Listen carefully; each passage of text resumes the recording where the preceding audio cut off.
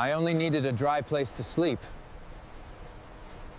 Then that old camera seemed to recognize me. He was 20 and empty. No bed. No room. No key to any door.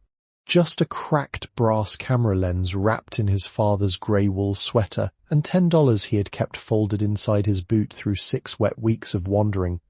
And with that $10, he bought a glass-roofed attic above a condemned Tintype studio on 12th Street in Astoria, Clatsop County, Oregon, a place that had fallen off city maps in 1936.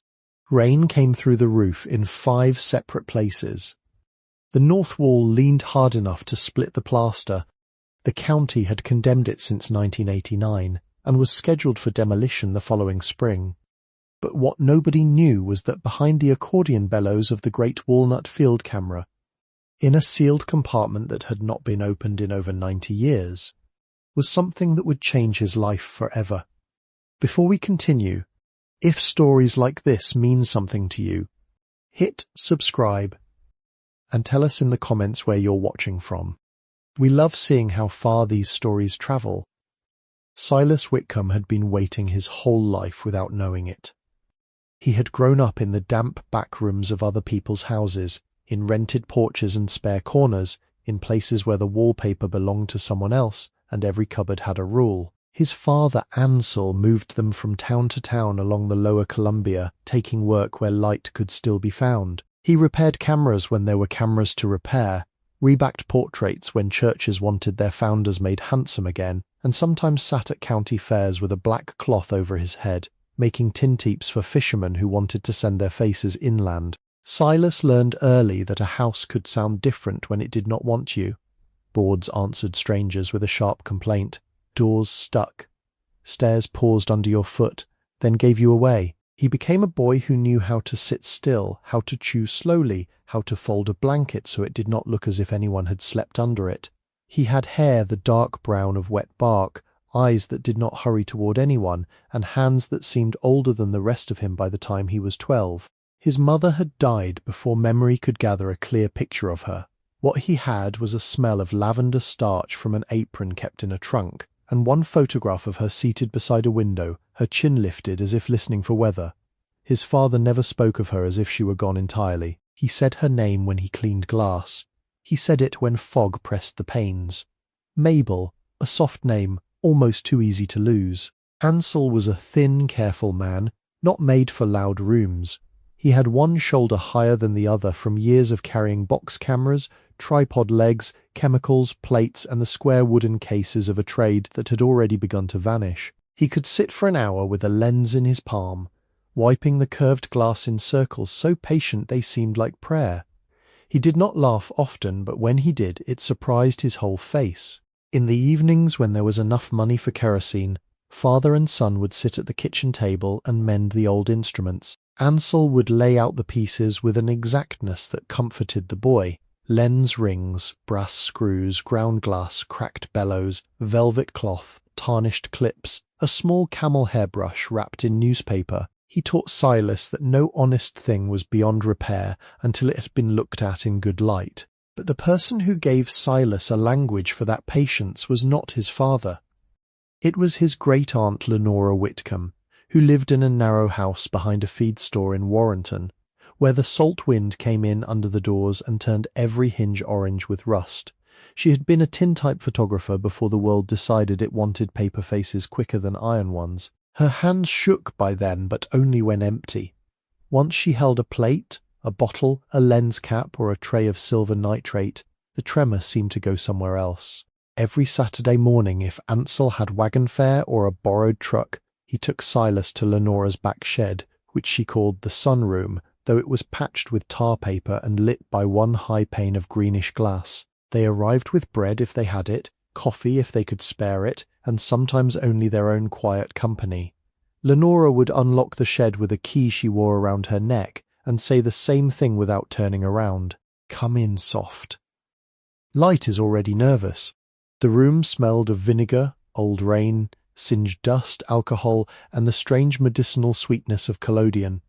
Bottles stood in rows on a shelf, labelled in Lenora's slanted hand, ether, alcohol, iodide, bromide, silver bath, developer, fixer. Some labels had browned until they were near the colour of tea. Beneath the bench were blackened japanned plates, shallow trays, clamps, drying racks, and a cedar box of lenses wrapped in flannel. Lenora did not teach like a school teacher. She said very little at first. She made Silas watch the way light entered a room. She made him stand beside the glass and hold his palm under the beam, turning it until the bones showed faintly beneath the skin. She told him the sun was never one thing. Morning light told the truth without mercy. Noon light flattened a face. Late afternoon forgave what it could not understand. By the time he was 13, Silas could polish a plate until the surface took the room into itself. By 14 he knew how collodion moved when poured right, not sloshed and not starved, the syrupy skin flowing from corner to corner before the excess ran back into the bottle. By 15 he could lower a coated plate into the silver bath without touching the sides, and lift it out after the proper minutes. Slick and sensitive, ready for the brief honest bargain with light. There was nothing grand in those Saturdays. Often the rain hammered the shed roof so hard they had to wait for a softer hour. Sometimes a neighbour brought a child in Sunday clothes, and Lenora set the head brace gently behind the small skull, not to trap but to steady. Sometimes an old fisherman came and sat with his cap in his lap, wanting a picture before his teeth failed him altogether. Lenora never made anyone smile. She said the mouth was the least reliable part of a person. Silas loved the dark room best, not because it hid him, but because it required care. The ruby glass lantern, the plate dripping over the tray, the waiting image, pale and reversed, arriving slowly from what had looked like nothing. A forehead first, then an ear, then the lines beside a mouth. It always seemed to him that the world did not disappear when ignored. It waited under the surface until someone gave it the right conditions to return. One afternoon, when thunder stood far out over the bar and the whole shed shivered with grey light, Lenora placed a ruined plate in his hand. A boy had moved at the wrong time. His face was blurred, one eye doubled, fingers vanished into a ghostly fan. Silas expected her to scold him for wasting chemistry, but she only took the plate back and held it toward the window. Do not steal from time. Ask it to sit with you. That was the sentence he kept. At first he thought she meant a sitter must remain still. Later, when hunger and shame and weather had all taken their turn with him, he understood more. To ask time to sit with you was to stop grabbing at the world. It meant waiting until a thing showed its shape. It meant doing work carefully, even when no one stood close enough to praise the care. Lenora died in late October, 3 days after a storm took the power lines down along the road to Hammond. She was 86, and the last morning Silas saw her, she had a blue blanket over her knees and a lens cloth folded square on the table beside her tea. Her voice had grown thin, but her eyes were clear enough to measure distance. She told him where the spare key was hidden. She told him which bottles to bury and which could be saved. She told him the big camera in the rear of the shed had belonged to a woman named Elsbeth Row, though she did not say more, because breath had become expensive. Then she pressed the cracked brass lens into Silas's hand and closed his fingers around it. "Keep the glass," she said. "Glass remembers light." After the funeral, there was no estate worth naming. The landlord cleared the rooms in 2 afternoons. A neighbour took the stove. Someone carried away the shelves. The bottles vanished first, because men were always afraid of chemicals when they could not read the labels. The cameras were sold in a box lot to a collector from Portland who shook Ansel's hand without looking at Silas. The great walnut field camera, the one Lenora had mentioned with her last good breath, was already gone by the time they arrived at the shed. Silas searched the lane behind the feed store until his shoes sank in mud. He found 3 plate holders broken open and a strip of black bellows cloth tangled in blackberry thorns. He folded the cloth into his pocket and did not show his father. After that, Ansel grew smaller in ways no doctor wrote down. He still worked when work came. He still cleaned glass and repaired shutters and fixed the loose brass on portrait lenses for museums that paid late. But something in him had depended on Lenora being somewhere nearby, keeping the old language alive. Without her, he became a man moving through rooms after the lamp had been blown out. 2 years later, Ansel married Corinne Vale. Corinne had a polished way of entering a room as if the room had made an error by not preparing for her. She was not loud. That would have been easier to bear. She was precise and cold, with copper hair set close to her skull, gloves buttoned at the wrist, and a habit of wiping her thumb across surfaces after Silas had just cleaned them.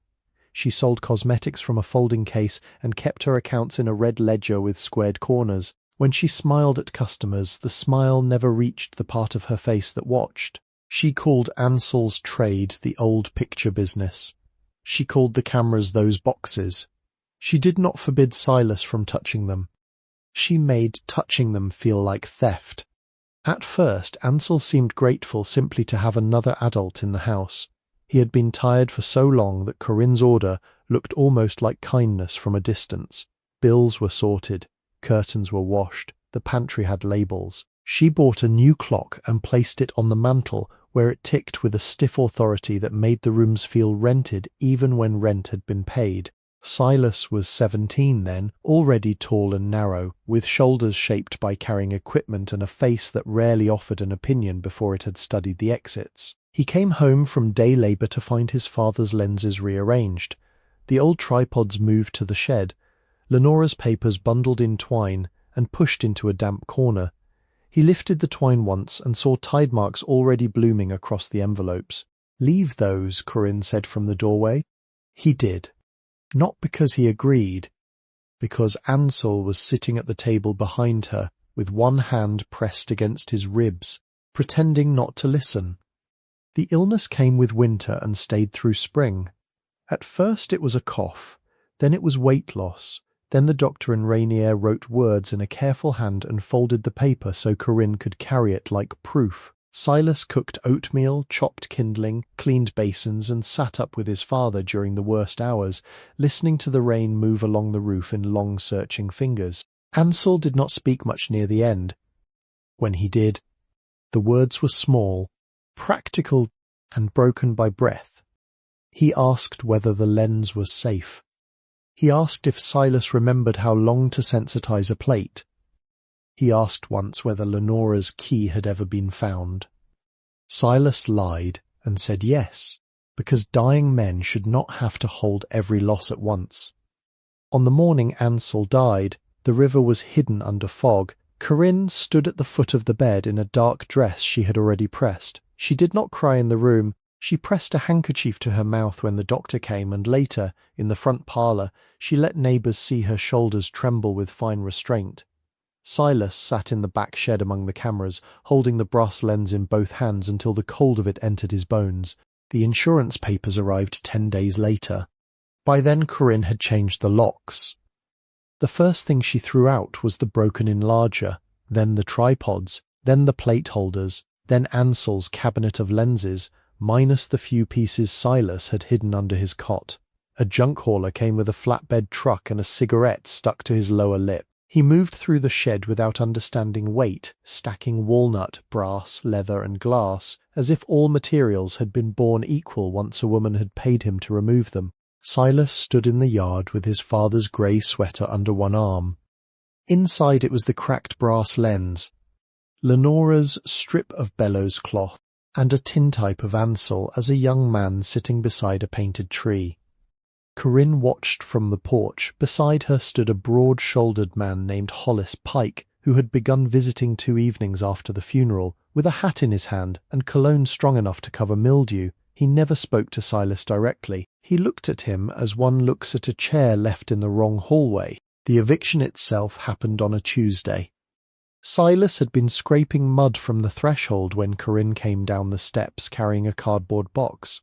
It was not large, that was the cruelty of it. A life should have required more than one box, but she had chosen only what she believed could not be sold: 2 shirts, 1 pair of socks, a tin comb, a prayer book with no family names in it, and the chipped mug Ansel had used for coffee. On top of the box lay his father's wool sweater, folded with a neatness that seemed almost mocking.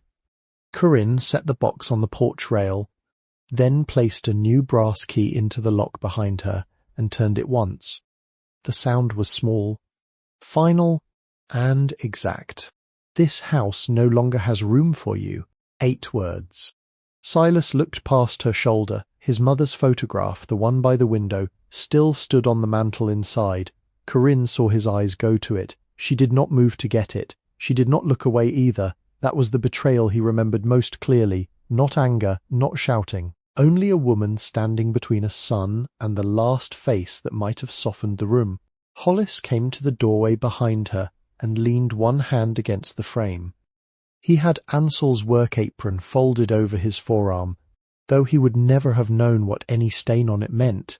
Silas picked up the cardboard box. The bottom had been softened by porch damp, so he carried it against his chest with both arms. No one stopped him when he walked down the steps. No one called his name when he reached the road.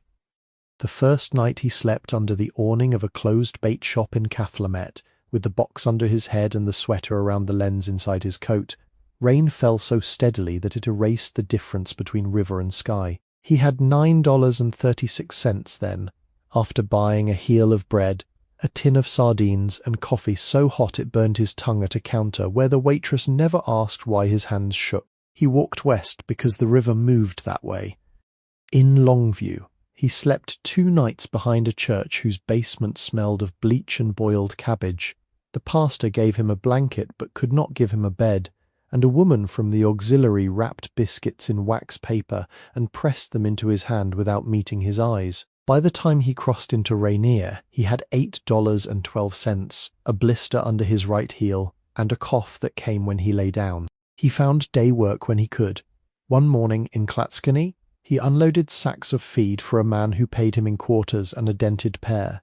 In Napa, he split cedar until his palms opened along the old lines, and the farmer's wife gave him soap wrapped in brown paper. In Svensson, he slept in an abandoned net shed that rattled all night with wind off the Columbia. The smell of tarred rope got into his clothes and stayed. He kept the lens wrapped in the sweater. When the weather was cruel, he tucked the bundle under his shirt and let it rest against his ribs. It was not useful in any practical way. It could not feed him, shelter him, or bargain with a landlord. Still, it had weight. It was proof that a careful hand had once trusted him with something breakable. By the 3rd week, he had $6.27. By the 4th, $4.89. He reached Astoria on a morning when fog lay so thick along the streets that people appeared out of it in pieces. Boots first, then coats, then faces. The town rose and folded into itself above the river.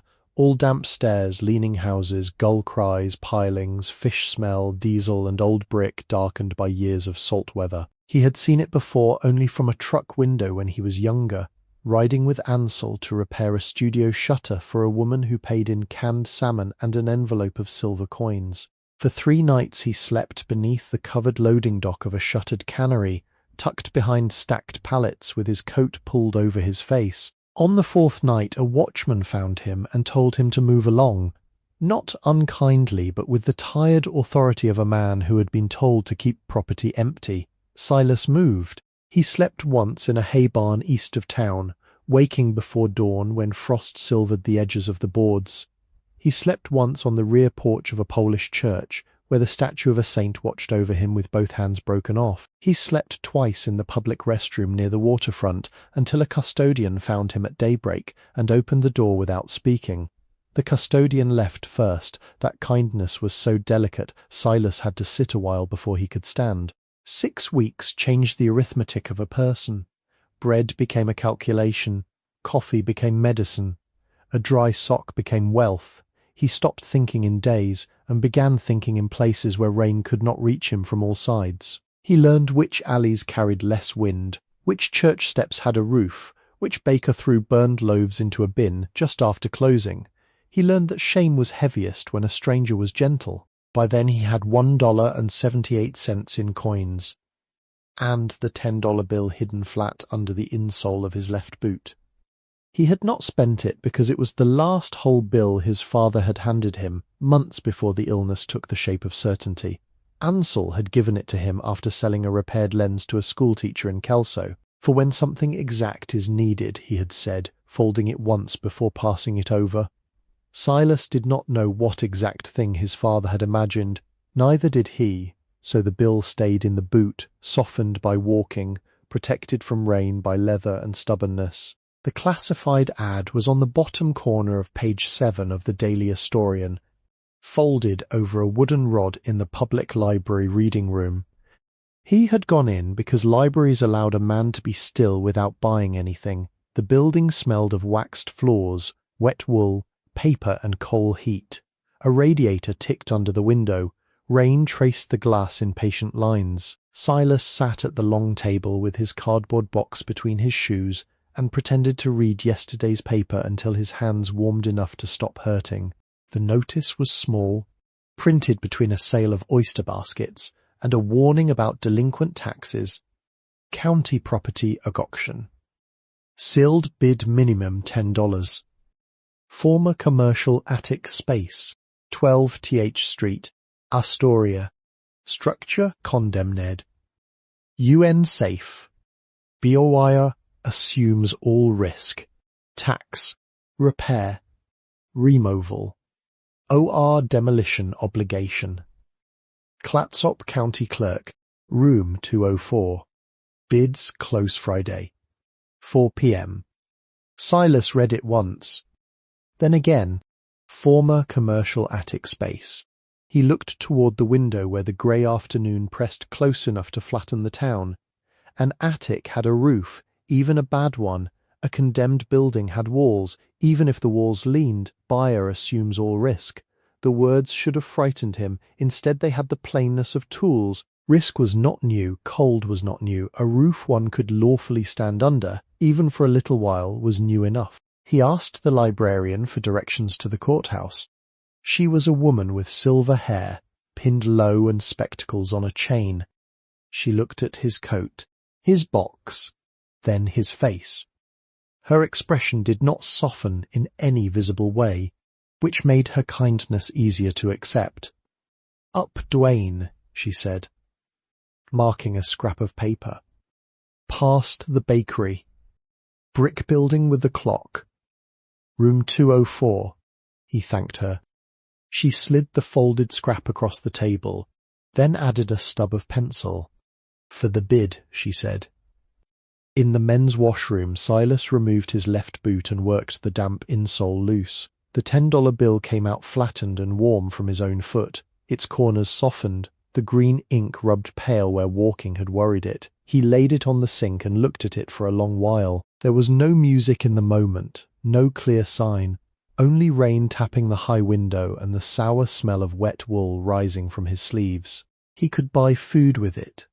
He could rent one night in a cheap room if the clerk did not look too closely at him. He could keep it hidden and continue west until the road or his body gave out. Instead, he folded the bill once along its old crease and placed it inside the library scrap. For when something exact is needed. At 3:30 that afternoon, Silas climbed the courthouse steps with his cardboard box in one hand and the lens wrapped under his coat. The building rose above him in damp stone and brick, its windows dark from weather, its brass rail cold beneath his palm. Men in hats passed him on the stairs. A woman carrying legal envelopes stepped around the wet mark his boot left on the tile. Somewhere above, a clock moved its hands with patient indifference. Room 204 stood at the end of a corridor that smelled of ink, dust, and old varnish. Through the frosted glass he could see movement behind a counter, the pale blur of papers being sorted, a lamp with a green shade, someone's arm reaching for a stamp. He stopped outside the door. Not because he doubted the bid. He had lived too long among other people's locks to misunderstand what a door could mean. A door could refuse. A door could end a son's place in the room where his mother's photograph still stood. A door could also open onto rain, debt, rot, and work no sane person wanted. Silas shifted the box higher against his hip. The cracked brass lens pressed into his ribs through the sweater. Gold and round and waiting. Then he put his hand on the knob and stepped inside. The woman behind the counter looked up only after finishing the line she was writing. She had the kind of face that had learned to save expression for matters that deserved it, and a pair of rimless spectacles hung low on her nose as if they had been placed there for judgment. Her hair was grey at the temples and brown everywhere else, pinned in a practical roll that did not flatter or ask to be noticed. On the counter in front of her sat a nameplate, brass worn thin along the top edge. MRS. Il Eli Ne Per P. Worth. County Clerk. Beside it were 3 sharpened pencils, a jar of paper clips, a stack of deed envelopes tied with red tape, and a black telephone with a frayed cloth cord. The room itself had 2 tall windows looking toward the river, but the rain had turned them into dim squares of pewter. Files rose along the walls in green metal cabinets. A map of Clatsop County hung slightly crooked behind her. Its paper buckled where damp had entered the frame. Silas stood on the customer side of the counter with his cardboard box at his feet. Water from his coat sleeve made a dark spot on the floor. He did not reach to wipe it up, because reaching might have looked nervous, and he had learned that officers could smell fear almost as easily as dogs. "I came about the sealed bid," he said. "Mrs." Worth lifted one hand toward the narrow wooden box at the corner of the counter. It had a slot in the top and a small paper label written in black ink. County Ag Auction. She did not ask whether he understood what he was doing. Not yet. Name, Silas Whitcomb. Her pencil paused, then continued. It was not a large pause, but Silas had been trained by hunger and weather to notice small delays. She wrote his name in a ledger, turned the page, and took the folded library scrap from his hand when he offered it. The bill inside was creased and worn. She unfolded it, flattened it with 2 fingers, and looked at the number written beside the property description. Then she looked at him again. "That is the minimum. Yes, ma'am. It is also the only bid." He did not know what answer was expected, so he gave the same one. "Yes, ma'am." Mrs. Worth rose from her stool and crossed to a cabinet near the back wall. Her shoes made short, dry sounds on the wooden floor. She removed a folder thick with notices and returned with it pressed against her chest, as if the papers inside might try to escape. When she opened it, Silas saw typed forms, inspection reports, photographs with white borders, tax records, and 1 yellow sheet marked UNSA fee in red pencil. She began turning the pages without haste. "You understand this is not a dwelling?" "Yes, ma'am." "You understand the building has no certificate of occupancy?" "Yes, ma'am." "The stair access may not hold weight. The glass roof is unstable. The firebox failed inspection before I came into this office. And I have been here 21 years. "Yes, ma'am." "You understand there is no guarantee of water, heat, electricity, structural soundness, lawful business use, or future permission to remain?" "Yes, ma'am." She looked at him over the spectacles. "You understand the county is selling liability, not charity." Silas kept his hands still at his sides. His coat dripped. The box at his feet had begun to sag again along one corner, but the sweater and lens were tucked close against his ribs. "Yes, ma'am." The clerk leaned back a little, not softening, but making room for the next duty. From a drawer she took a deed form with blank spaces left like wounds in the text. She wrote his name in 2 places, then a legal description so long and narrow it seemed less like a place than a sentence served upon land, lot line, upper commercial space, rear access, former studio premises, buyer assumes burden. When she finished writing, she turned the page toward him and placed the pencil across it. "Sign where I marked." Silas signed carefully. His hand had been cramped from cold, so the S came out too angular, but the rest followed in a steady line. "Mrs." Worth took the paper, sanded the ink lightly, blew once across the signature, and pulled a brass stamp from beside the ledger. It was heavy enough that she used both hands.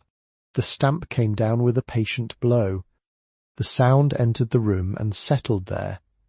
She pressed a second seal onto the deed envelope, then reached below the counter and removed a ring with 2 keys. One was narrow and dull. The other was newer, cut from bright brass, with a paper tag tied through the bow. She placed them between herself and Silas. "Front street door and inner stair door," she said. "If they work. If they do not, you are still responsible for entering lawfully. Yes, ma'am." Mrs. Worth watched him take the keys. He did not put them in his pocket at once. For a moment he held them on his open palm, as though the metal might explain what had just been purchased. "Directions," she said. She pulled the library scrap back toward herself, turned it over, and drew a plain map in strong lines. The courthouse square, Duane Street, 12th, the rise toward Exchange. A rear alley with a note, use side stair if front blocked. Then she drew a small rectangle and marked it with an X. "Stay out from under the roof glass if the wind comes up," she said. "Do not light a fire unless the flue is clear. Do not lean on the north wall. Do not sleep beneath any plaster crack wider than your thumb. Do not trust the upper stair after dark until you have counted every sound it makes." Silas nodded once. "Yes, ma'am." She tapped the pencil twice against the counter, then set it down. "And if the city inspector tells you to leave, you leave." "Yes, ma'am." Outside the windows, a gull crossed the grey pane and vanished.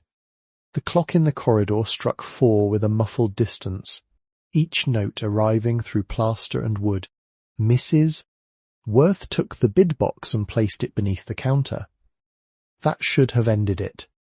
The paper was signed, the keys transferred, the duty complete. But she did not turn away. "You said Whitcomb." Silas lifted his eyes from the keys. "Yes, ma'am." Ansel Whitcomb's boy. He gave no answer at first. There were days when hearing his father's name aloud felt like having a door opened behind him. The clerk seemed to understand the delay, or at least did not punish it. "Yes," he said. Mrs. Worth removed her spectacles and rubbed the bridge of her nose with the side of one finger. "I had my portrait made once by a Whitcomb woman out toward Warrenton. Long time ago. I was 19 and foolish enough to think I needed to look cheerful for my mother." Silas did not move. "She told me a true face was enough, Mrs. Worth said. Then she made me sit by the north window and be still until I stopped pretending." The rain touched the courthouse glass in thin, restless threads. Silas looked down at the keys again. The narrow one had a notch worn near the tip. The paper tag on the brass one had been written by some other clerk years before. The ink faded almost brown. Mrs. Worth put her spectacles back on. "I suppose that does not change the building." "No, ma'am." "No," she said. "It does not." She opened a small drawer in the counter and withdrew the folded bill. For one strange second, Silas thought she meant to return it, and something in him braced against the humiliation of mercy. Instead, she placed it inside a narrow envelope and wrote the property number across the front. "This will be entered with the sale receipts in the morning," she said. "Until then it stays in my drawer." "Yes, ma'am." "It is an odd thing," she added, almost to herself, "what people put into county drawers and never come back for." Silas did not know whether she meant money, deeds, signatures, or names. She turned the envelope over, placed it in the drawer, and closed the drawer with a careful push. When he bent to lift his cardboard box, the bottom gave way.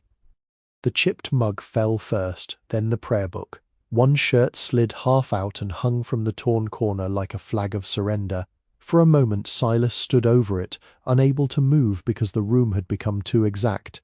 Mrs. Worth came around the counter without hurry. She did not fuss. She did not pity.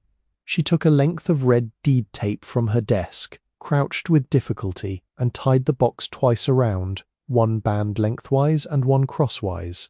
"There," she said. "Thank you. It may hold to 12th." She returned to her stool. Silas gathered the box against his chest. The keys closed in his fist, and stepped back toward the frosted door. "Mr. Whitcomb." He stopped. If the front stair has collapsed, there is an iron staircase in the alley behind the old millinery. It was condemned, too, but iron is sometimes more honest than wood. "Yes, ma'am." He went out into the corridor with the deed envelope under his arm and the keys in his coat pocket, where they seemed much heavier than their size allowed. The rain had not stopped. It had only changed its mind about how hard to fall. Outside, Astoria was entering the early dark that comes to coastal towns before the clocks admit it.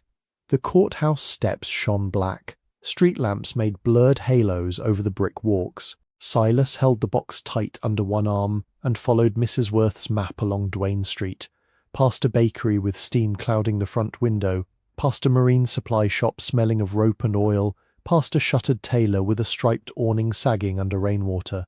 He passed Larson's Hardware, its windows crowded with lanterns, stovepipe, axes, washboards, enamel pans, and a pyramid of nails in paper sacks. He passed the Liberty Cafe, where 3 men in wool caps bent over plates of hash and coffee. He passed a watch repair shop with clocks hung in the window, each keeping its own idea of time. Farther on stood a fish market, a pharmacy with green glass bottles in the display, and a narrow bookseller whose sign had lost 2 letters to weather. People were inside those places. Warmth lived inside them. Voices. Chairs. The scraping of forks. A bell over a door. Silas kept walking. At 12th, the street rose with the hill, and the wind found the open places between buildings. The river lay behind him in a spread of dark metal.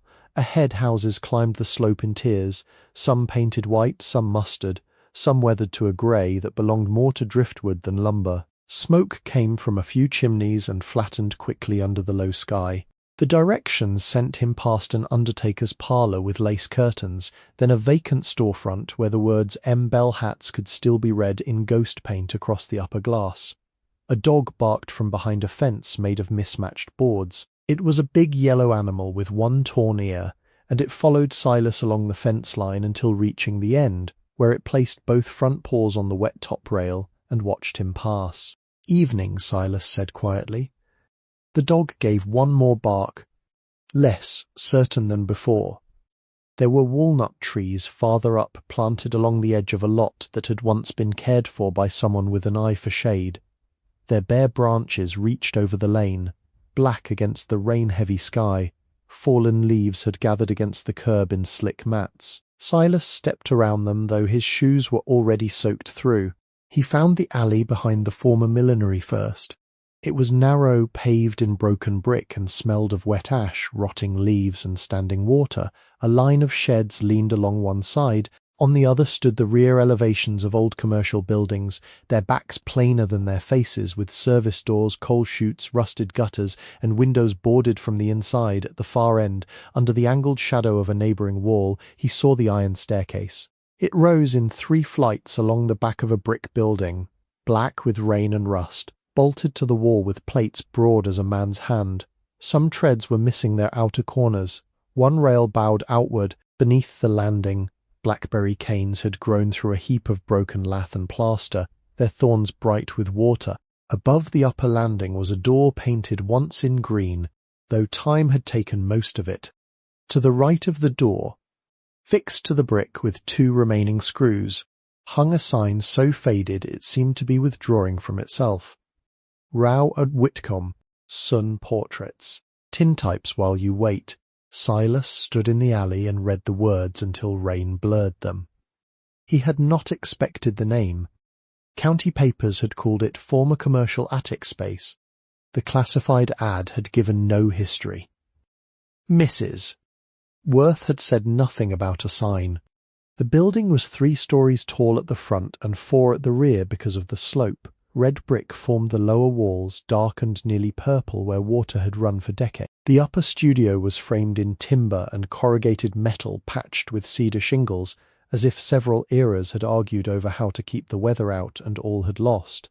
Above it, sloping toward the north, rose the glass roof. It was not a simple skylight. It was a whole roof of glass panes set in iron ribs, a long shallow vault like a greenhouse lifted above the city. Many panes were cracked, 3 were gone completely and covered from inside with boards. Moss furred the lower edges. At the highest ridge, a line of gulls sat hunched in the rain, unimpressed by ownership. A brick chimney rose at the rear corner, narrow and crooked with mortar missing along one side. The north wall, the one Mrs. Worth had warned him about, had drawn away from the roofline enough to show a dark seam beneath the eave. Water dripped from it in a steady bead, falling 4 stories to a barrel split open below. The front of the building, when he walked around to see it, had more dignity and more sorrow. The lower shop front was boarded, but the old display windows still held their curved upper glass. Between 2 plywood panels, someone had pasted a city notice with red print. The notice had curled loose on one corner, flapping faintly whenever the wind came down the street. The door was recessed beneath a narrow transom, and over the transom another painted sign could barely be seen. A woman across the street watched him from behind a lace curtain. When he looked up, the curtain fell back into place. Silas returned to the alley. The iron stair would be safer than the front entrance only because Mrs. Worth had said iron could be honest. He set the cardboard box on a dry patch beneath the first landing, took out the dull key, and put 1 foot on the lowest tread. The stair answered with a tremor, not a crack. He climbed slowly, keeping one hand on the rail, testing each step before trusting it. At the first landing, the wind moved under his coat. At the second, he could see the river beyond rooftops, broad and dim, fretted by rain. At the third, the whole alley seemed to fall away behind him, leaving only the green door and the sound of his breath. The key did not turn at first. He worked it gently, not forcing, not pleading. He pushed the door inward with his shoulder while easing the key back, then forward again. Inside the lock, metal shifted with a gritty, reluctant scrape. The bolt gave. The door opened 5 inches and stopped against something on the floor. Silas leaned his weight carefully. Whatever lay behind it slid with a dry, dragging sound. The opening widened enough for him to enter sideways, carrying the box first, then his own narrow body. The smell met him before the room did. Dust, damp plaster, mouse droppings, cold soot, old chemicals gone sour in the wood, rainwater standing somewhere it should not stand. Beneath all of it was another smell, fainter and stranger, like dried lavender, in and long-closed drawers. He stood just inside until his eyes adjusted. The back room was low at the edges, higher in the middle where the glass vault rose overhead. Late grey light came down through the roof in broken panels, striping the floor with dull silver. A workbench ran along one wall, crowded with dark shapes under fallen canvas. Shelves sagged above it, holding bottles, trays, boxes, and bundles tied in cloth. The floorboards had swollen in places and opened in others. Near the north wall, plaster had fallen in a broad fan, revealing lath blackened by moisture. Something had blocked the door. When Silas looked down, he saw it was a wooden crate with one side broken out, filled with curled strips of photographic paper so old they had gone yellow at the edges. He nudged it aside with his foot and brought the box in after him. The front room was larger. He found it through an arched opening where a curtain must once have hung.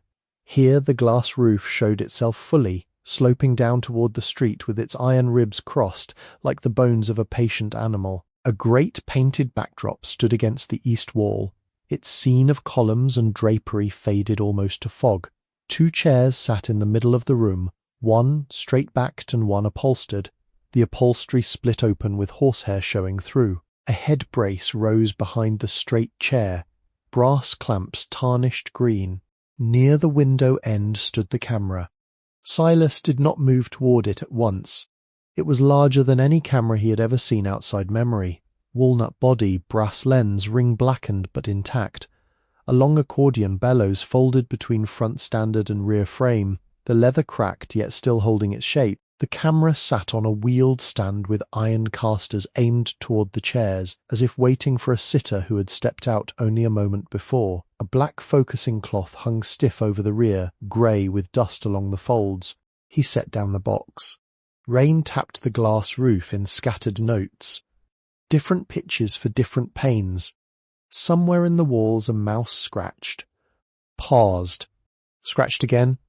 From the street below came the muted sound of a wagon wheel hitting a rut, then a man's voice carried upward and lost before becoming words. Silas crossed to the camera and stopped with one hand's length between his fingers and the lens board. The cracked brass lens under his coat pressed against him, as if answering a relative in the room. He did not touch the great camera. Not that first evening. There were practical things. The door needed closing, the stairkey needed keeping, the broken roof needed buckets beneath it before night deepened.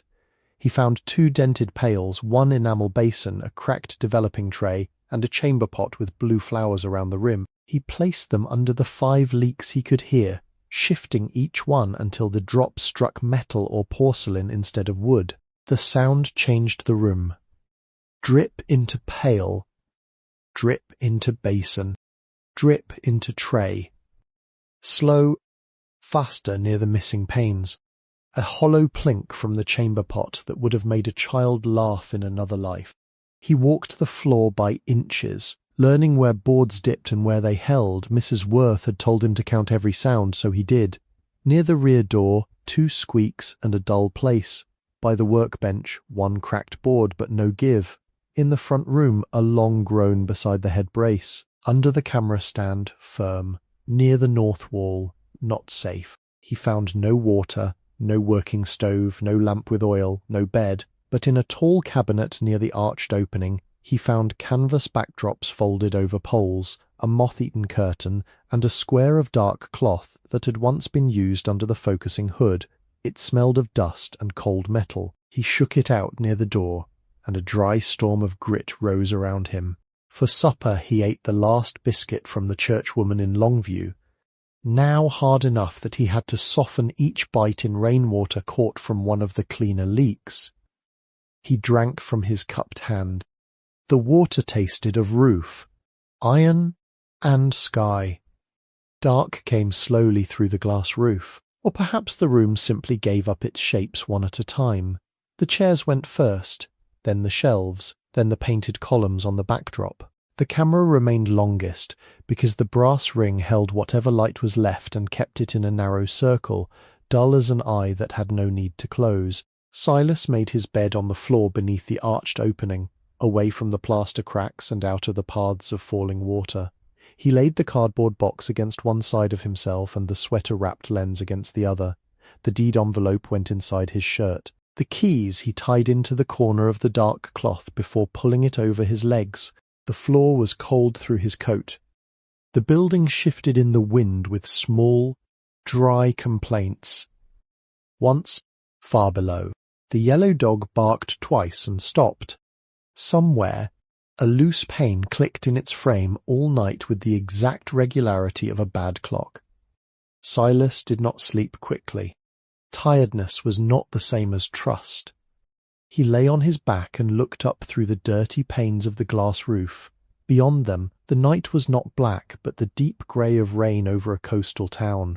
Water slid down the cracked glass in wandering lines. Now and then, when the clouds thinned, a little of the city's reflected light rose from below and showed the iron ribs overhead, each one holding, each one rusted, each one still doing the work it had been given.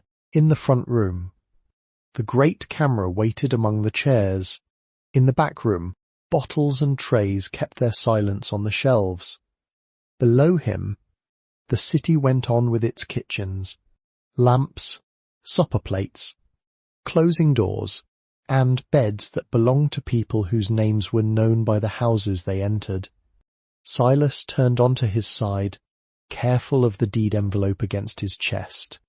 He placed one hand over the sweater-wrapped lens and felt, through wool and brass and bone, the small cold circle of his inheritance. The house was not empty. It had been waiting. At first light, the building gave Silas an inventory of its discomforts. The rain had slowed sometime near dawn, and the glass roof held a pearled fog along the inside of each pane.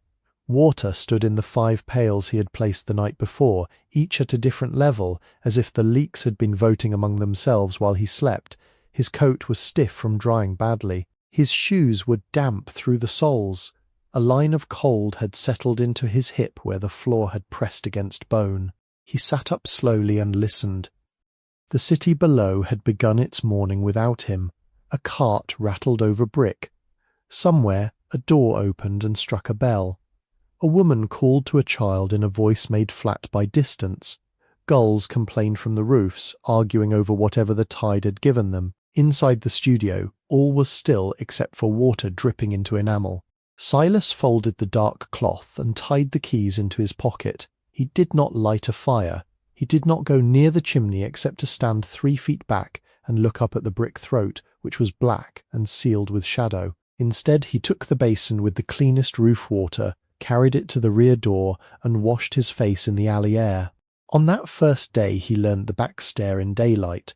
There were 37 iron treads from alley to door. 7 had rust holes near the edge. 2 gave a sharp metallic pop when stepped on from the left but held from the right. The second landing had 1 rail post loose enough to move under his hand, so he tied a strip of torn shirt around it as warning. He did not have a hammer yet. He did not have nails. He had 2 hands, a memory for danger, and enough cold caution to keep from falling.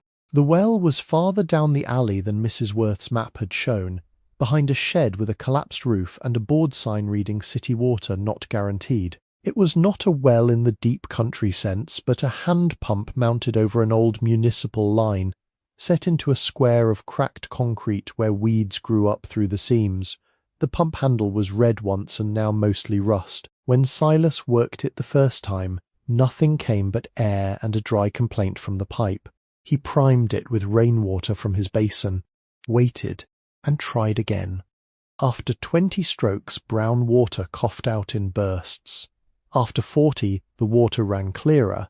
After 60, it came cold enough to hurt his teeth. He filled both pails, carried them one at a time up the iron stair, and spilled half from the first before learning how the handle swung when the steps turned.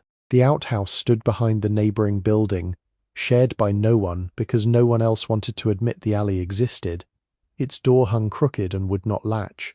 A moon had been cut into the upper plank by someone with a steadier hand than the rest of the structure deserved. Inside were lime dust, cobwebs, a Montgomery Ward catalogue from years before, and a nail for hanging a lantern that was no longer there.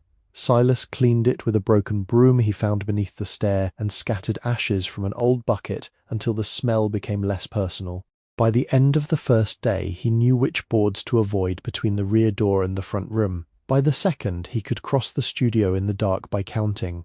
3 ordinary steps, 1 long board that side, 2 short steps beside the crate, then the dull plank near the arched opening. Under the camera stand the floor held firm. Near the north wall, the lath behind the plaster had swollen, and the boards tilted toward the seam. He set a broken chair across that part of the room so he would not step there when tired.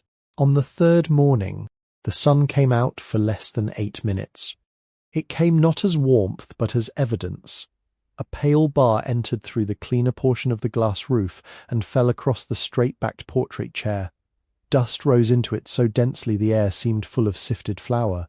The head brace cast a thin double shadow on the floor. The brass ring of the great camera caught the light and held it in a dim gold line. Silas stood with 1 pail in his hand and watched until the sun went back behind the marine cloud. That brief light made the room feel less like a ruin and more like a place interrupted. He went to the hardware store after that.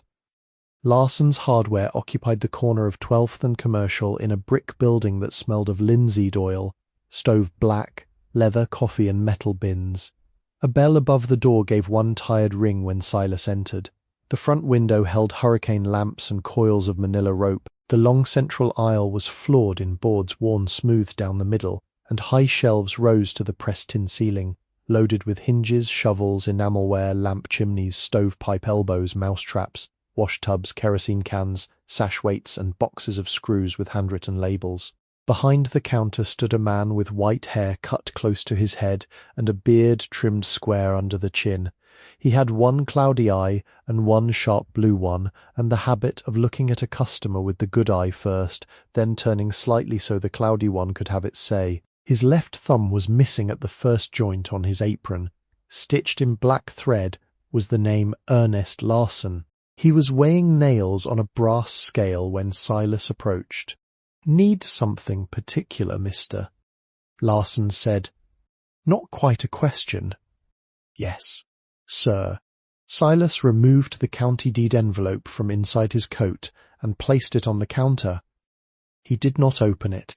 He only let the man see the seal. "I bought the upper studio on 12th. The good eye narrowed. Bought or inherited trouble. Bought, sir." "For how much?" Silas did not answer at once.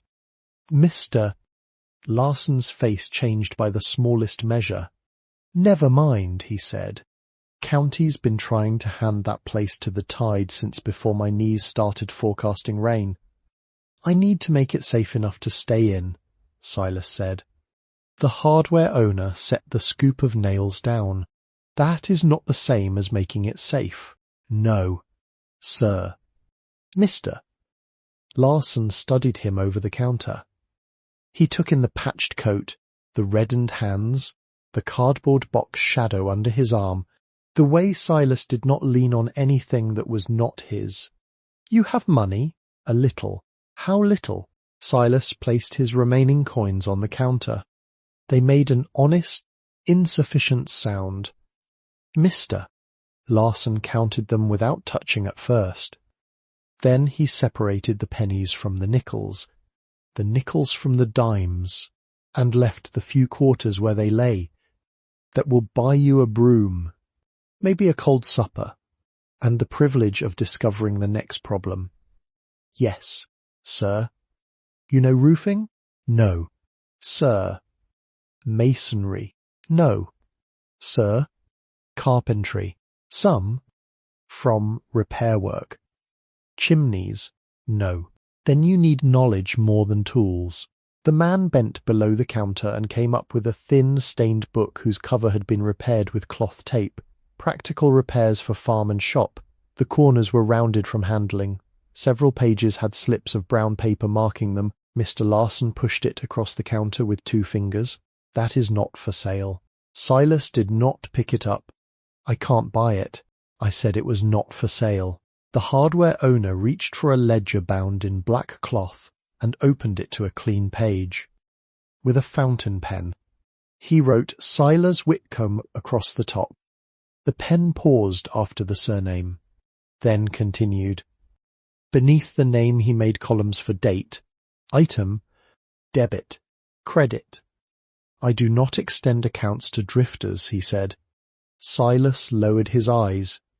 "Yes, sir. And I do not call a man a drifter once the county has made him responsible for a roof." The words were flat, almost stern. That was what made them usable. "You will bring me 5 cents on the dollar when you can, mister." Larson said, "No tobacco, no foolishness, no disappearing. If the city throws you out, you bring the book back before you go." "Yes, sir." "You can read figures?" "Yes, sir." "You can write a plain hand?" "Yes, sir." "Then write down what you take." "A man can owe honestly or dishonestly." "I prefer the first." He turned and began gathering things from shelves with a slow economy of motion. 1 corn broom, 79 cents. 1 used claw hammer, head tight but handle worn slick, 40 cents. A pound of 8-penny common nails, 11 cents. Half pound of 6-penny finished nails, 9 cents. 2 tin pails, 22 cents apiece. 1 small pry bar, used 35 cents. 1 paper packet of carpet tacks, 6 cents. 1 bar of yellow laundry soap, 7 cents. 1 pound of stove polish, 12 cents.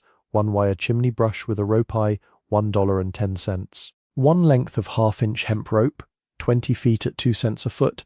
1 cake of putty, 15 cents.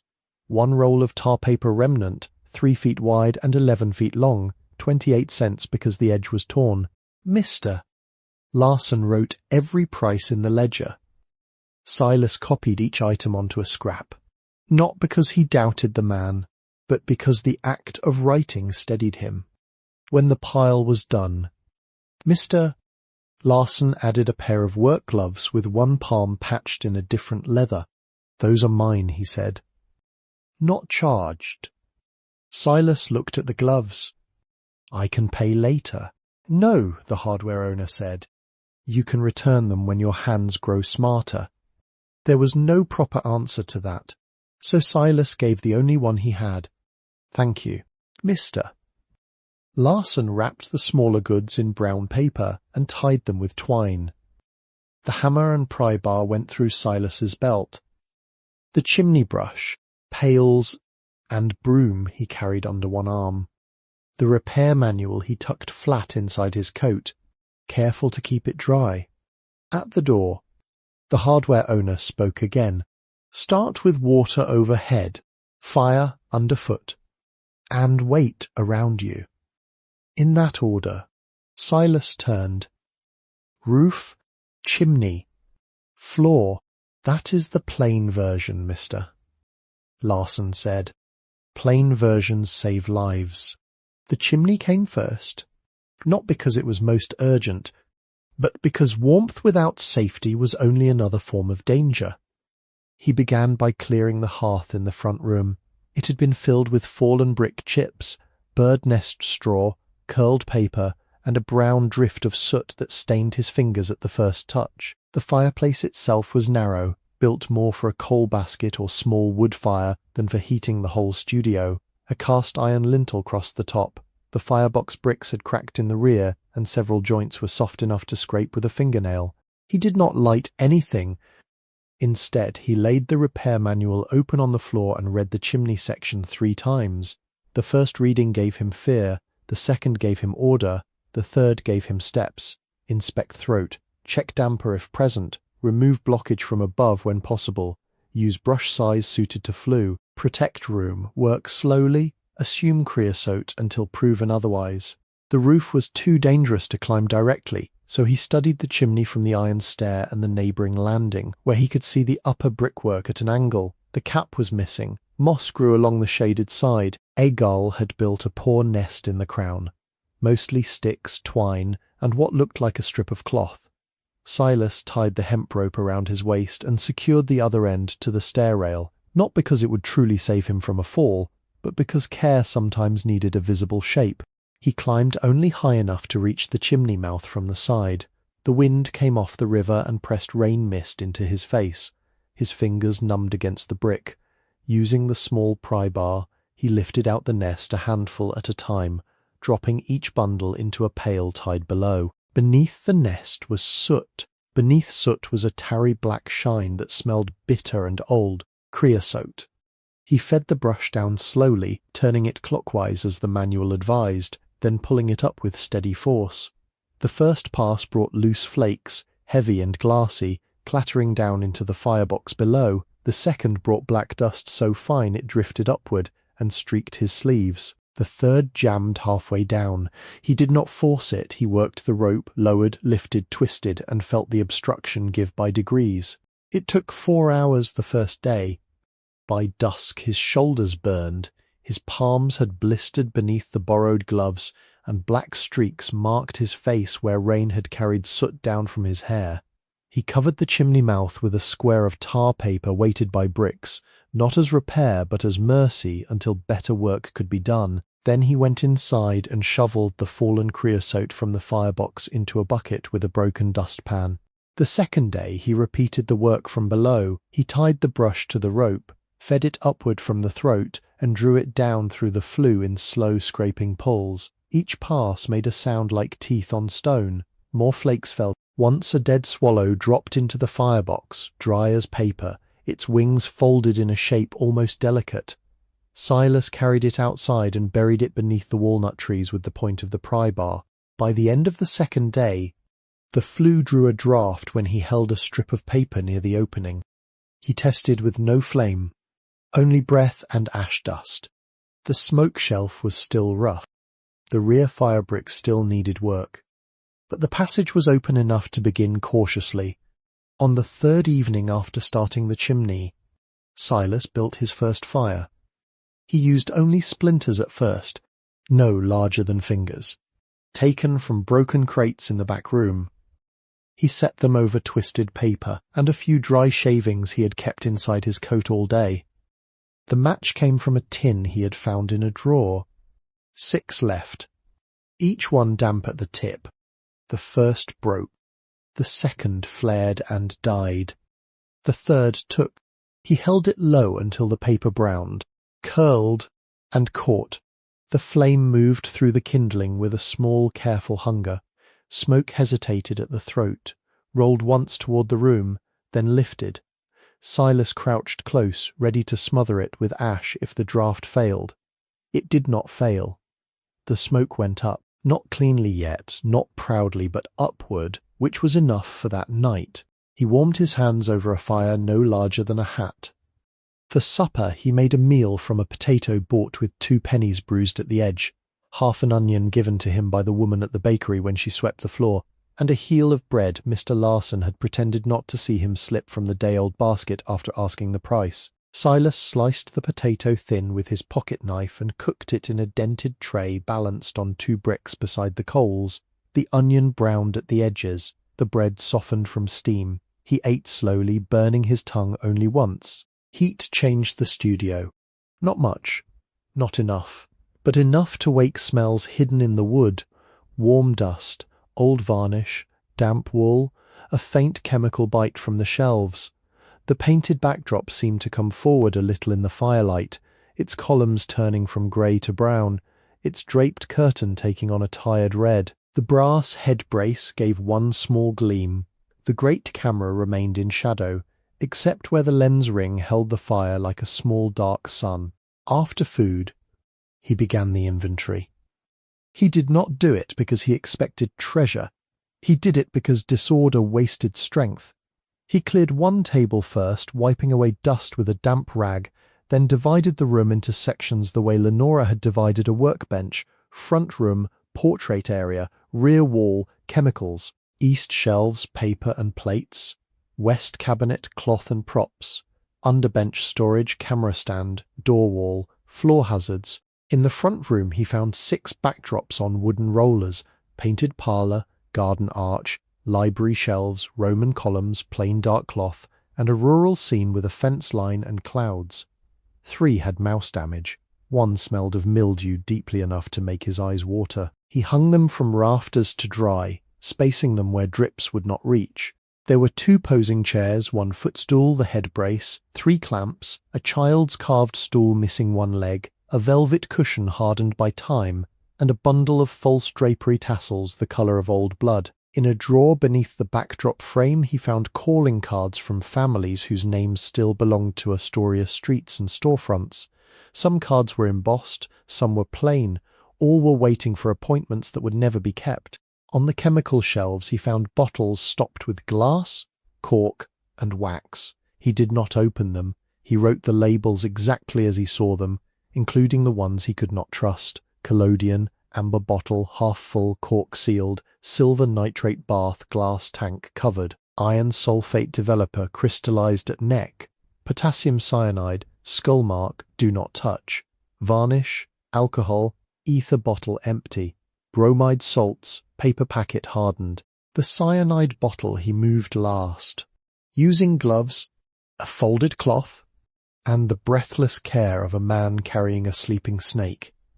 He placed it inside a tin biscuit box and set the box on the highest shelf, marked with charcoal, poison.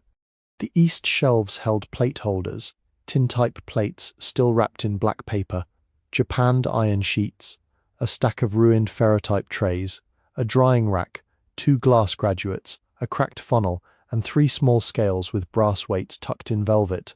One drawer was full of clips. Another held old invoices from a supplier in Portland. A third was stuck fast and would not open that day. Under the workbench he found props. A carved wooden column. A child's hoop. A sailor's cap. A painted book with no pages. A small American flag on a stick. 48 stars. The cloth faded thin at the fold. A woman's lace collar wrapped in tissue. A pair of spectacles with plain glass lenses. A toy horse. Bone ear missing. He wrote each item down. By late afternoon, the room had changed, not in condition, but in meaning. What had been a heap of abandoned things had become a list. A list could be held in the mind. A list could be worked against. A list did not save a building, but it gave a person a place to begin. Only then did he turn to the great camera. He brought the pail closer and washed his hands. Though there was no true cleanliness in the studio yet, he dried them on the least dirty part of his shirt and stood before the camera as he might have stood before a sleeping animal. The walnut body was broad enough to fill his reach from elbow to elbow. Brass knobs controlled rise, fall, tilt, swing, focus. The bellows stretched between front and rear in deep black folds, each fold edged with dust. The lens was missing from the front board, leaving a round opening capped by a wooden disc. The absence struck him harder than damage would have. He drew the cracked brass lens from the sweater inside his coat and held it up against the opening. It was not the right size. Smaller, older, from another instrument entirely. Still, seeing glass near the walnut face of the camera made the room gather itself around him. He wrapped the lens again and set it safely on the workbench. Then he inspected the camera without moving it. Front standard tight, rear frame stiff but intact, ground glass cracked along one corner, focusing cloth brittle, bellows dry, perhaps leaking, track rails dusty, baseboard swollen near the left rear caster, plate holder slot closed, rear latch stuck, side panels sound except for a narrow split along the right cheek. When he placed his palm against the bellows, he felt something strange. Not movement. Resistance. The folded leather should have given slightly under pressure, even if stiff with age. Instead, near the lower rear third, it pushed back against his hand with a firmness that did not belong to cloth, pasteboard, or air. Silas frowned and withdrew his palm. He tapped lightly with one knuckle along the bellows frame. Hollow, hollow, hollow, then dull. He moved his hand a few inches. Hollow again. The dull place was not large, perhaps the size of a dinner plate. He tapped once more. Softer. The sound held no echo. It was the sound of wood behind leather. Silas crouched and looked beneath the folds. Dust gathered thickly where the bellows met the rear standard. A mouse had once nested there, leaving seed hulls and scraps of paper. He brushed them away with a camel hair brush from a drawer. Under the grime at the bottom edge of the rear frame, he saw a circular piece of cedar, no wider than his thumb, set into the walnut where a screw plug might have been. It did not match the surrounding grain. He leaned closer. The cedar disc had been stained dark, but time had faded it differently. Around its rim was the faintest line, too exact to be accidental. He sat back on his heels. There were many reasons not to touch it. The camera might be fragile.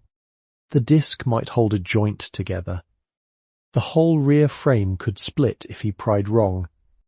But the dull sound remained in his ear, patient and exact. Silas went to the workbench and selected the smallest tool he had found, a thin palette knife used once for lifting plates. He wrapped its handle in cloth for grip. Then he returned to the camera and placed the blade at the edge of the cedar disc. He did not pry. He pressed, waited, and felt. The disc shifted inward a 1/16 of an inch. A latch clicked somewhere inside the rear standard. Silas stopped breathing. Nothing fell. Nothing sprang. The camera remained as it had been, huge and silent in the dim room. He pressed the disc again. This time the entire lower rear panel loosened by a hair's breadth. It had been made to open.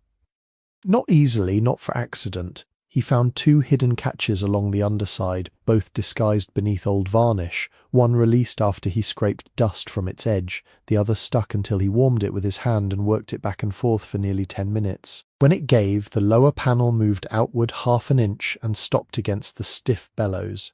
He could see darkness inside. Silas fetched the pail, turned it upside down, and sat before the camera. He rested the loosened panel against one knee and eased it open. No farther than the dry leather allowed.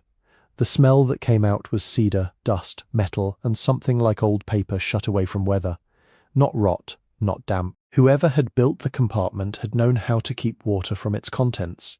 Inside were 3 packages wrapped in oilcloth, Vone long flat bundle tied with blue cotton tape, and a small tin box no larger than a Bible.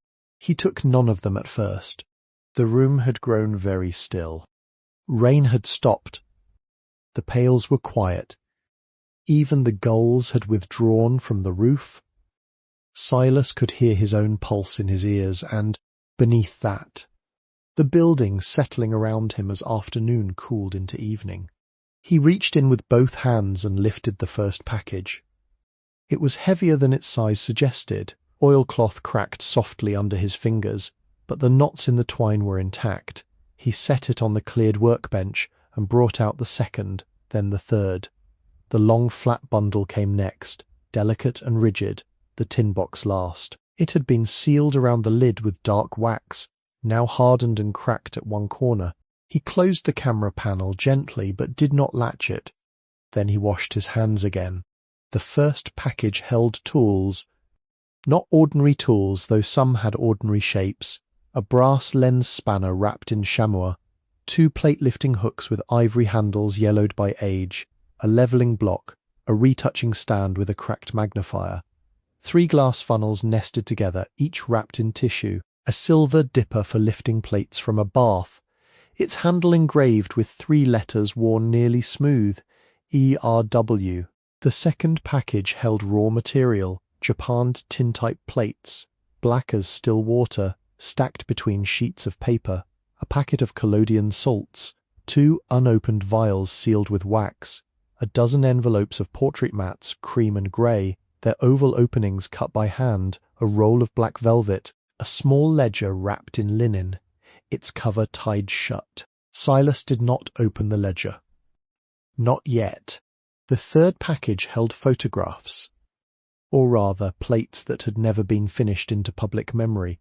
Some were ambrotypes in broken cases, some were tintypes without sleeves, some were paper negatives curled but protected. The faces on them emerged when he angled them toward the window, women in work dresses, fishermen with rope-burned hands, children in boots too large, a black porter standing with his hat held at his waist, a Chinese cannery worker with a braid down his back, 2 Finnish sisters seated shoulder to shoulder, a mother holding an infant whose face had blurred from movement. These were not the formal portraits displayed in parlours with gilt frames. They were plain, direct, and patient. Some sitters had patched sleeves, some had hollow cheeks. One man's coat was clearly borrowed, too broad across the shoulders. A girl of perhaps 10 held a slate that read Mary Kay in chalk, and her eyes met the camera with such exact steadiness that Silas lowered the plate as if he had intruded. On the back of several mats were surnames still spoken in the markets and boarding houses of the town, though perhaps not by people who knew these faces belonged to them. Names written in careful ink. Koski, Bell, Chan, Alvarez, Petrova, Baptiste, Jensen, Row. The long flat bundle held unexposed plates and paper, but beneath them was a stiff envelope. Inside were more unfinished portraits, each separated by tissue, each marked with a number and a date. 1901, 1902, 1903. No explanation. No invoice. No evidence that payment had been collected. Silas worked until dusk without opening the tin box.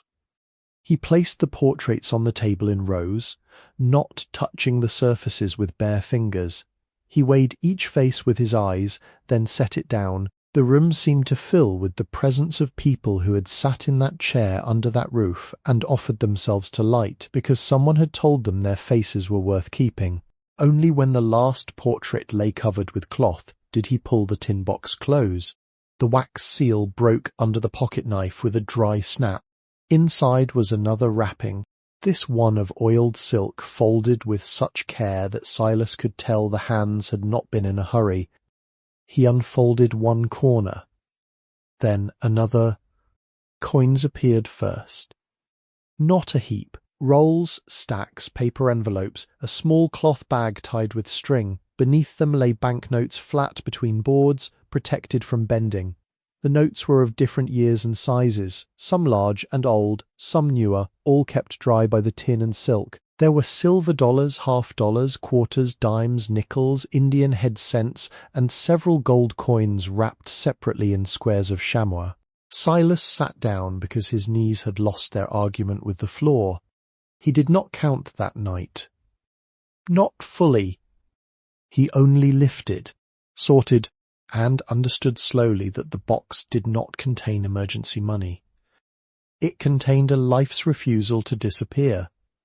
The next morning, he counted. He closed the studio door, set a chair under the knob, and pulled the great dark cloth across the front windows, though no one could have seen much from the street. He cleared the workbench completely, washed it, dried it, and laid down clean paper from the least damaged portrait mats. Then he sorted by kind. The paper money first. Tens. 20s. 50s. Several $100 notes so old their portraits looked stern in a different way. He wrote each down in a column, checking twice before moving a bill from one stack to another. Then the coins. Morgan silver dollars from 1879, 1883, 1889, 1896. Barber halves, seated Liberty dimes worn almost smooth. Indian head cents greened at the edges. 3 Liberty head gold eagles, each placed in chamois and tied with thread. 1 St. Gordon's double eagle dated 1908, bright enough even in dim light to seem almost improper. Foreign coins, too, likely paid by men who came through ports and canneries, a Canadian $half, 2 British shillings, a Mexican 8 reales with a hole near the rim, and a Chinese cash coin tied to a red thread gone brown with age. At the bottom of the tin box was a smaller envelope marked in the same careful hand as the portrait names. Inside lay a military medal with a faded ribbon, bronze darkened by years. On its face was an eagle, a shield, and lettering Silas had to hold near the window to read. Spanish War Service, 1898. He set it apart. The final sum came to $55,000.63. Silas wrote the number once. Then he wrote it again on a separate scrap because the first looked like something his hand had invented. $55,000.63. The 63 cents mattered. He could not have said why, except that the oddness made the sum human. Someone had counted every penny. Someone had saved not in grand gestures, but by keeping exact faith with small amounts, wages, portrait fees, change from supplies, a coin pressed into a hand after a sitting, a bill hidden rather than spent. The money had not arrived as fortune, it had accumulated as discipline. Silas did not laugh. He did not shout. He did not run into the street. He placed both palms flat on the workbench and lowered his head until his forehead nearly touched the paper. Outside, a wagon passed. The wheels struck the same rut he had heard on the first night. The city did not know. The yellow dog barked once. Somewhere below, A woman opened shutters. The river continued moving west. He counted a third time. The number remained.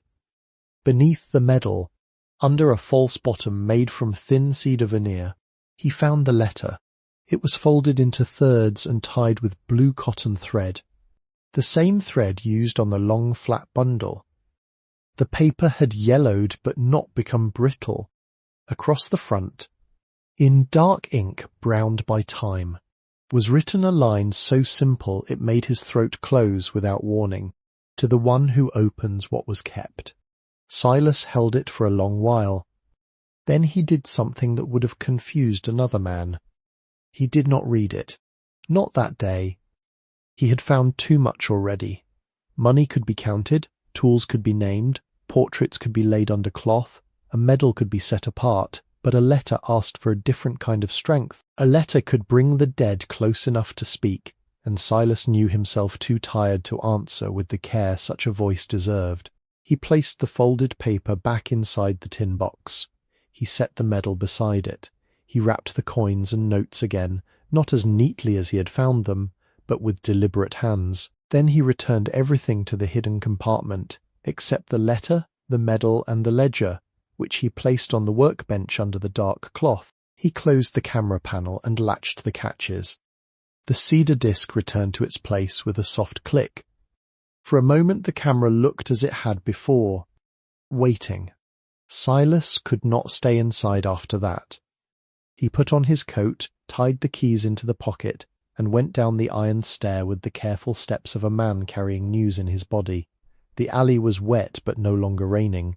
Evening had come in low blue layers, smoke from chimneys drifted toward the river. The yellow dog watched from behind its fence and did not bark. Silas walked without deciding where until the streets gave way to pilings and water. He found a place near the old waterfront where the boards were slick and the smell of tide mud rose strong under the cold. Across the river, the Washington shore lay in a dark band. Above it, clouds opened in narrow seams, and through those seams came the last light of the day, not golden, not generous, but clean. He stood there with his hands in his pockets. The sum in the camera could have bought rooms, meals, clothing, a doctor, a ticket inland, a life far away from cracked glass and condemned walls. He knew that. Hunger knew it better. Cold knew it best. But the portraits remained in the studio behind him, faces waiting under cloth. The tools remained, the medal, the unread letter, the old sign with names joined by an ampersand, the roof that leaked in 5 places, the chimney that had only begun to breathe. A gull dropped onto a piling and folded itself against the wind. Silas watched the water until full dark covered the far bank. He did not make a plan there. Not one that could be written in a ledger. He only stood long enough for the first force of discovery to quiet into something heavier and more useful. Then he walked back up the hill.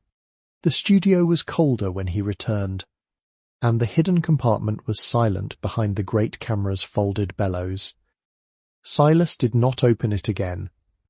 He fed the little fire with 3 sticks, warmed the potato he had saved from noon, and sat on the floor with the unread letter beneath his hand. Above him, rain began again on the glass roof, very softly at first, each drop finding its separate pain. The house was not empty. It had been waiting. Morning came without brightness. It entered the studio as a change in the colour of the glass roof, from black to iron to a thin grey that made every crack visible. The rain had stopped before dawn, leaving beads of water caught along the iron ribs overhead. Each bead held a small, upside-down version of the room. Camera, chair, bench, man on the floor beside a dying fire. Silas woke with the letter still under his hand. For a little while he did not move it. He lay on his side, feeling the ridges of the folded paper through the dark cloth, and listened to the studio become itself again. A pail ticked once as cooling metal tightened. Somewhere in the rear wall, a mouse worked at a hidden place with its tiny patient teeth. Below the floor the city began in fragments, a cart axle, a door latch, the faint scrape of a broom along a sidewalk. He sat up and built the fire first. Not much. Enough to take the wet edge off the air. He used shavings shaved thin from a broken crate, then 2 narrow lengths of lath, then 1 split piece of dry cedar from beneath the workbench. Smoke rose cleanly enough. The flue drew. The room accepted the flame without protest. Only then did he wash his hands. He set the letter on the workbench where the pale morning from the roof could reach it. The blue cotton thread had faded where fingers had once tied the knot. The paper was thick, almost creamy, with small brown specks in the fibre. Along the outer fold the ink had darkened into the crease, but the words remained legible. To the one who opens what was kept. He looked at the handwriting until recognition arrived slowly, not from memory of a person but from habit of shape. The same hand had labelled the portraits. The same hand had marked the medal envelope. The letters leaned slightly to the right, each capital made with care but no ornament. The plain script of someone who had written for record rather than display. Silas untied the thread and laid it aside. The paper opened along its original creases with a dry whisper.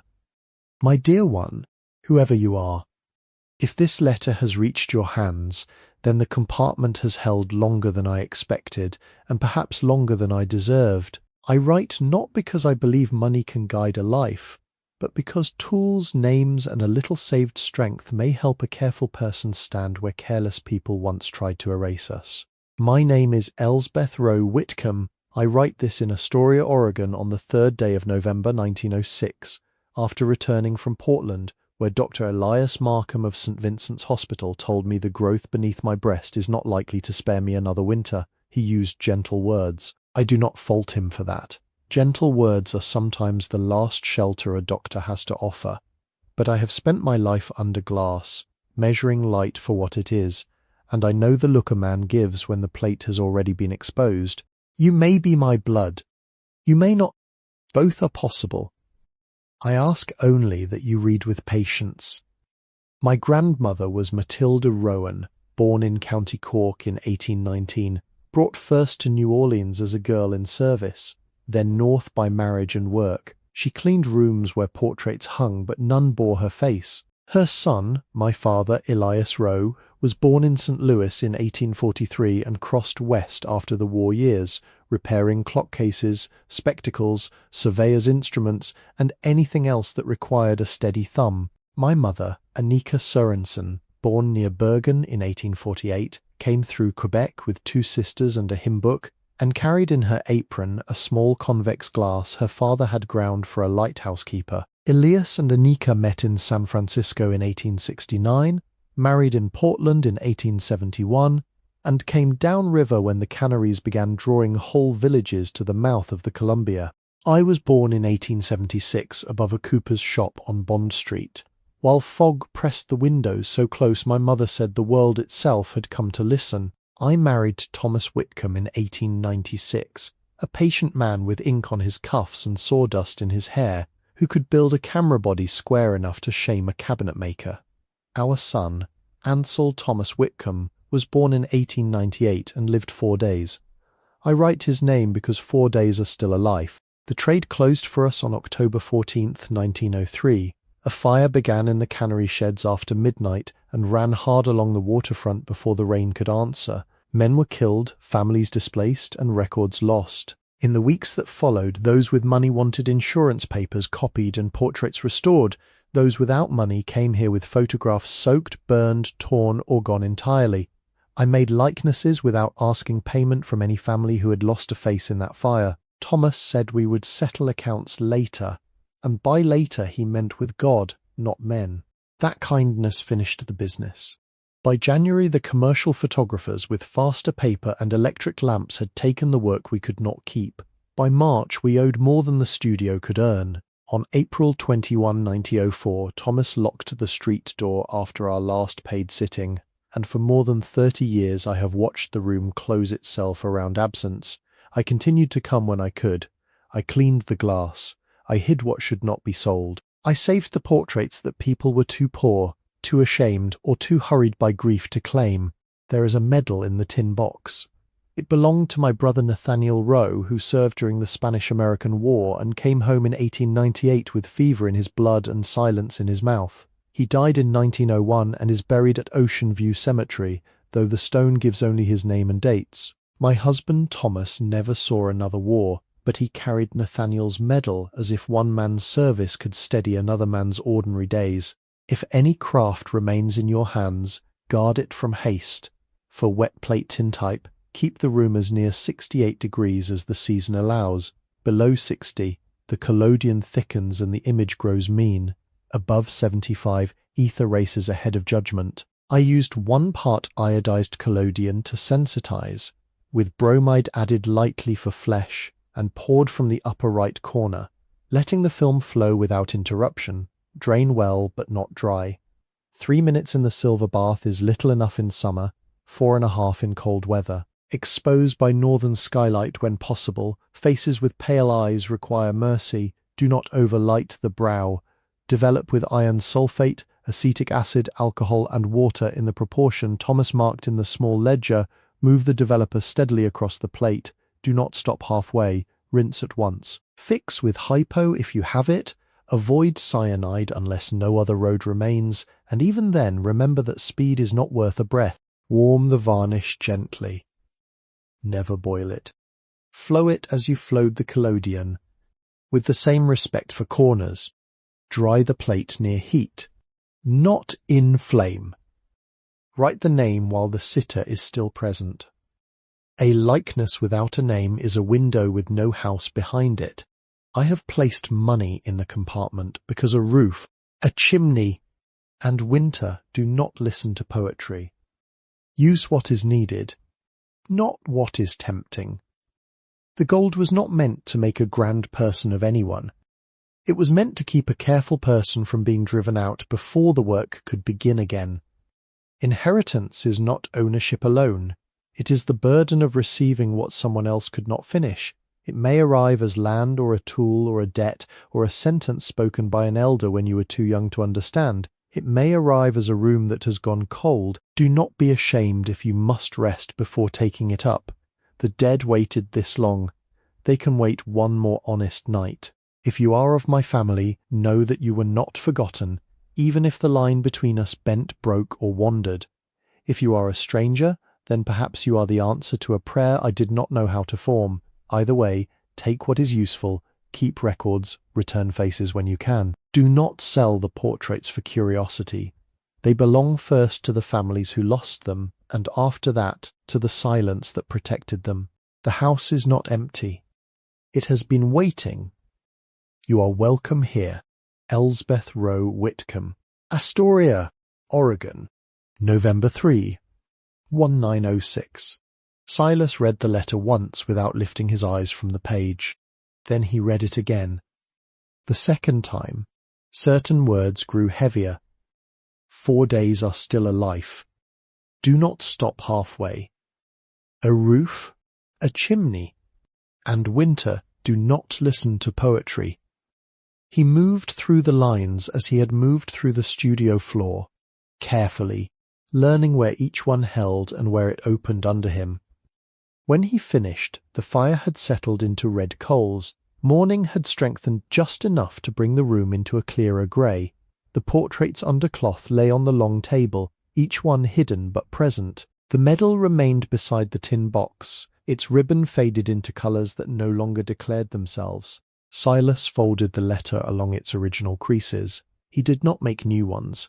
The paper seemed to remember the old folds and accepted them more easily than his hands did. He tied the blue thread loosely around it, then untied it again, because a letter meant to be read should not be bound too quickly. In the end he laid it open beneath the small ledger, weighting the upper corner with the cracked brass lens so the air from the roof would not lift it. He stood there a long while. Then he put on his coat and went out the rear door. The alley was washed clean by last night's rain, though clean in that part of town meant only that the refuse had shifted positions. Water ran along the broken brick seams. The blackberry canes beneath the stair held drops on every thorn. The yellow dog was not at the fence, but its muddy prints marked the lane in half-moons that filled with water. Silas followed the back of the building to the walnut trees. The letter had mentioned no map, but he had read enough family words to know that some instructions were given by leaving one object where another hand might someday find it. The walnut nearest the rear wall had grown broad and angled, its trunk twisted by wind from the river. Halfway around the far side, partly swallowed by bark, was an iron horseshoe. At first he thought it had been nailed there for luck. Then he leaned closer. The horseshoe was not mounted to the surface. The tree had grown around it. Its upper curve disappeared beneath ridges of living wood, and only the lower arms remained visible, black with age, pitted by weather. One nail still showed, square-headed, driven deep. Beneath the shoe, cut into the bark long ago and almost closed by growth, were 3 letters. E. R. W. Silas touched the bark below the mark with 2 fingers. Not the horseshoe. He did not disturb that. He touched only the living wood, rough and cold and wet. The tree had been young when someone placed the iron there. It had taken the shape into itself, not rejecting it, not forgetting it. Around injury. It had made more wood. He stood under the bare branches until water dripped from one twig onto his wrist and ran under his cuff. When he returned inside, he brought with him a small fallen walnut branch, dry on one side where it had lodged beneath the stair. He set it near the hearth, not for burning yet, but because the room seemed to need a sign from outside. In the cabinet beneath the workbench, behind a torn portrait mat and 2 empty bottles, he found a narrow wooden tube with a paper label. Vestry candles, 1849. Inside was 1 candle, yellowed nearly brown, bent slightly in the middle, the wick blackened at the tip though never lit. 60 years had passed over it in silence, perhaps more. It smelled faintly of beeswax and closed drawers. He held it in both hands and wondered who had saved it, and for what proper occasion that never came. There was no candlestick, so he used a broken tintype tray, turning it upside down and fixing the candle upright with warmed drips from its own base. He set it on the workbench beside the open letter. Then he took one of the remaining matches from the tin. The first match caught. He sheltered the flame with his palm and touched it to the wick. For a moment nothing happened. Then the black thread glowed, bent inward, and accepted fire. The candle gave a modest light. It did not brighten the studio so much as gather the room close. The lens beside the letter held a small flame inside its cracked glass. The brass clamps on the head brace answered faintly. On the table, the covered portraits remained still. Behind him, the great camera stood with its compartment closed, looking less like a machine than an old witness whose statement had finally been heard. Silas sat on the floor near the workbench, his back against a cabinet, and drew his knees up, because the cold still entered through every seam. He thought of the clerk tying red tape around his box without making a performance of mercy. He thought of the librarian turning the scrap over and sliding him a pencil for the bid. He thought of the churchwoman in Longview wrapping biscuits in wax paper. He thought of the custodian at the waterfront restroom who had opened the door at dawn and left first, so that a young man could gather himself without being watched. He thought of Ernest Larson placing work gloves on the counter and refusing to call them charity. None of them had changed his life by intending to. They had done smaller things. That was all. A direction. A pencil. Biscuits. A silence. A pair of gloves. Each kindness had been narrow enough to pass unnoticed by anyone not starving for it, but together they had made a path no one could have drawn in advance. The fire clicked in the hearth. Outside, the first wagon of the morning went by below the front windows. And if you are listening to this now, wherever you are, maybe there is a small kindness you still remember because it arrived when you had no strength to ask. A cup of coffee paid for without explanation. A ride in bad weather. Someone holding a door and not making you feel poor for needing it. If there is such a memory in you, write it in the comments. Not to make a spectacle of it, just to let one quiet good thing have a place to sit for a while. Silas remained there until the candle had burned down a finger's width. Then the work of the day returned, not as burden exactly, but as gravity. Roof, chimney, floor, poison bottle, portraits, letter, names. The order of things had not become easier. It had become truer. He rose and opened the small ledger. Inside the front cover, in Thomas Whitcomb's square hand, were chemical proportions, exposure notes, supplier addresses, and repair calculations. After 6 pages, the writing changed to Elsbeth's. Her entries were more spacious, each line exact. She recorded sittings by date, weather, light, and name when known. Sometimes instead of payment, she wrote bread, mending, fish, none, widow, fire loss, child ill, come later. On a page marked November 1903, she had written more than 30 names with no money beside them. Silas turned the pages slowly. There were measurements for the glass roof, counts of panes, dimensions of the camera bellows, a note about the north wall pulling away after the winter of 1902, a supplier in Portland who sent plates by steamer, a formula for japanning iron, a warning written twice, never store cyanide below shoulder height. He copied the roof measurements onto a fresh scrap. Not because he could repair it yet, because copying made him less afraid of it. By afternoon, he had sorted the unfinished portraits into 4 groups, those with full names, those with surnames only, those with dates but no names, those with neither. He made dividers from damaged mapboard and wrote carefully across the top of each. The named portraits he placed in the driest drawer. The others he wrapped in cloth and returned to the upper shelf. He handled each face with the same pressure, not more for the named, not less for the unnamed. Near dusk he took the medal out and cleaned only the dust from its ribbon with the corner of a dry cloth. He did not polish the bronze. Some darkening belonged to it. The word Spanish War Service came clearer under his thumb, and the year seemed to stand alone. 1898. He placed it beside the open letter, then moved it again, farther from the candle flame, because honour did not require risk. That night he did not sleep under the arched opening. He made a different place for himself beside the workbench where the letter, ledger, medal, and wrapped lens lay within reach. He laid the dark cloth down first, then his coat, then the grey sweater folded under his head. The little fire had been banked low, covered with ash to hold a coal until morning. The candle had burned halfway and been pinched out with damp fingers, its smoke rising in one blue thread. Before lying down, Silas walked once through the front room. He stopped beside the great camera. The hidden compartment was latched. The cedar disc sat flush again, indistinguishable from ordinary wood, unless a person knew where to look. The portrait chair faced the lens opening. The painted columns watched from the backdrop. Above, the glass roof held the dark sky in broken panels. He placed one hand on the camera's walnut side.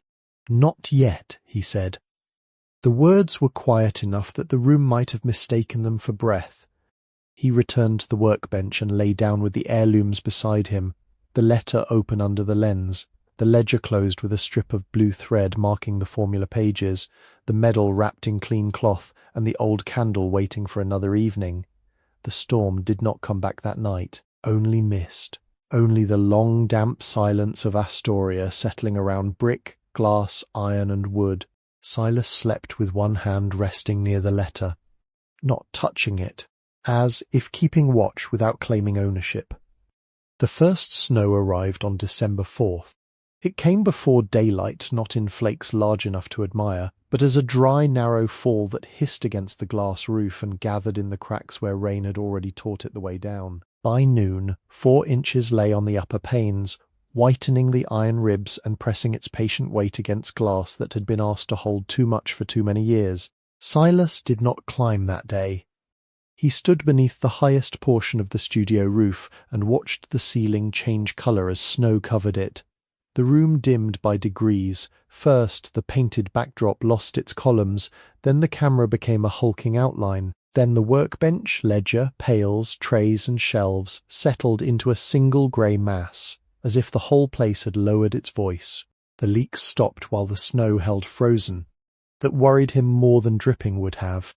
He opened the repair manual to the roofing chapter and read it 3 times beside the fire.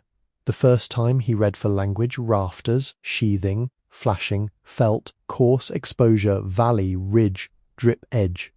The second time he read for sequence. The third time he copied measurements into the back of the ledger, not among Elsbeth's notes, but on a loose paper tucked there for his own lesser hand. The glass roof itself could not be replaced in one winter, not by him, not with the money sealed away except for need, but the broken lower section at the rear, the part where boards had been nailed under missing panes and rain entered with every west wind, could be covered and braced. The rear shed roof over the workroom had to come first. Without that, the shelves, chemicals, portraits and wood body of the great camera would continue to take damp until they surrendered. He measured from inside with twine and a marked stick, 11 feet, 4 inches from rear wall to glass transition, 18 feet, 9 inches across, pitch low but present, 3 rafters split at the seat, sheathing soft near the chimney. He calculated waste twice, because mistakes made in arithmetic became rain over the bed at midnight. At Larson's hardware. He laid the figures on the counter. Ernest Larson read them with his good eye, then turned the paper to catch light from the window. You measured alone? Yes. Sir. Twice. 3 times. That is why the numbers look tired.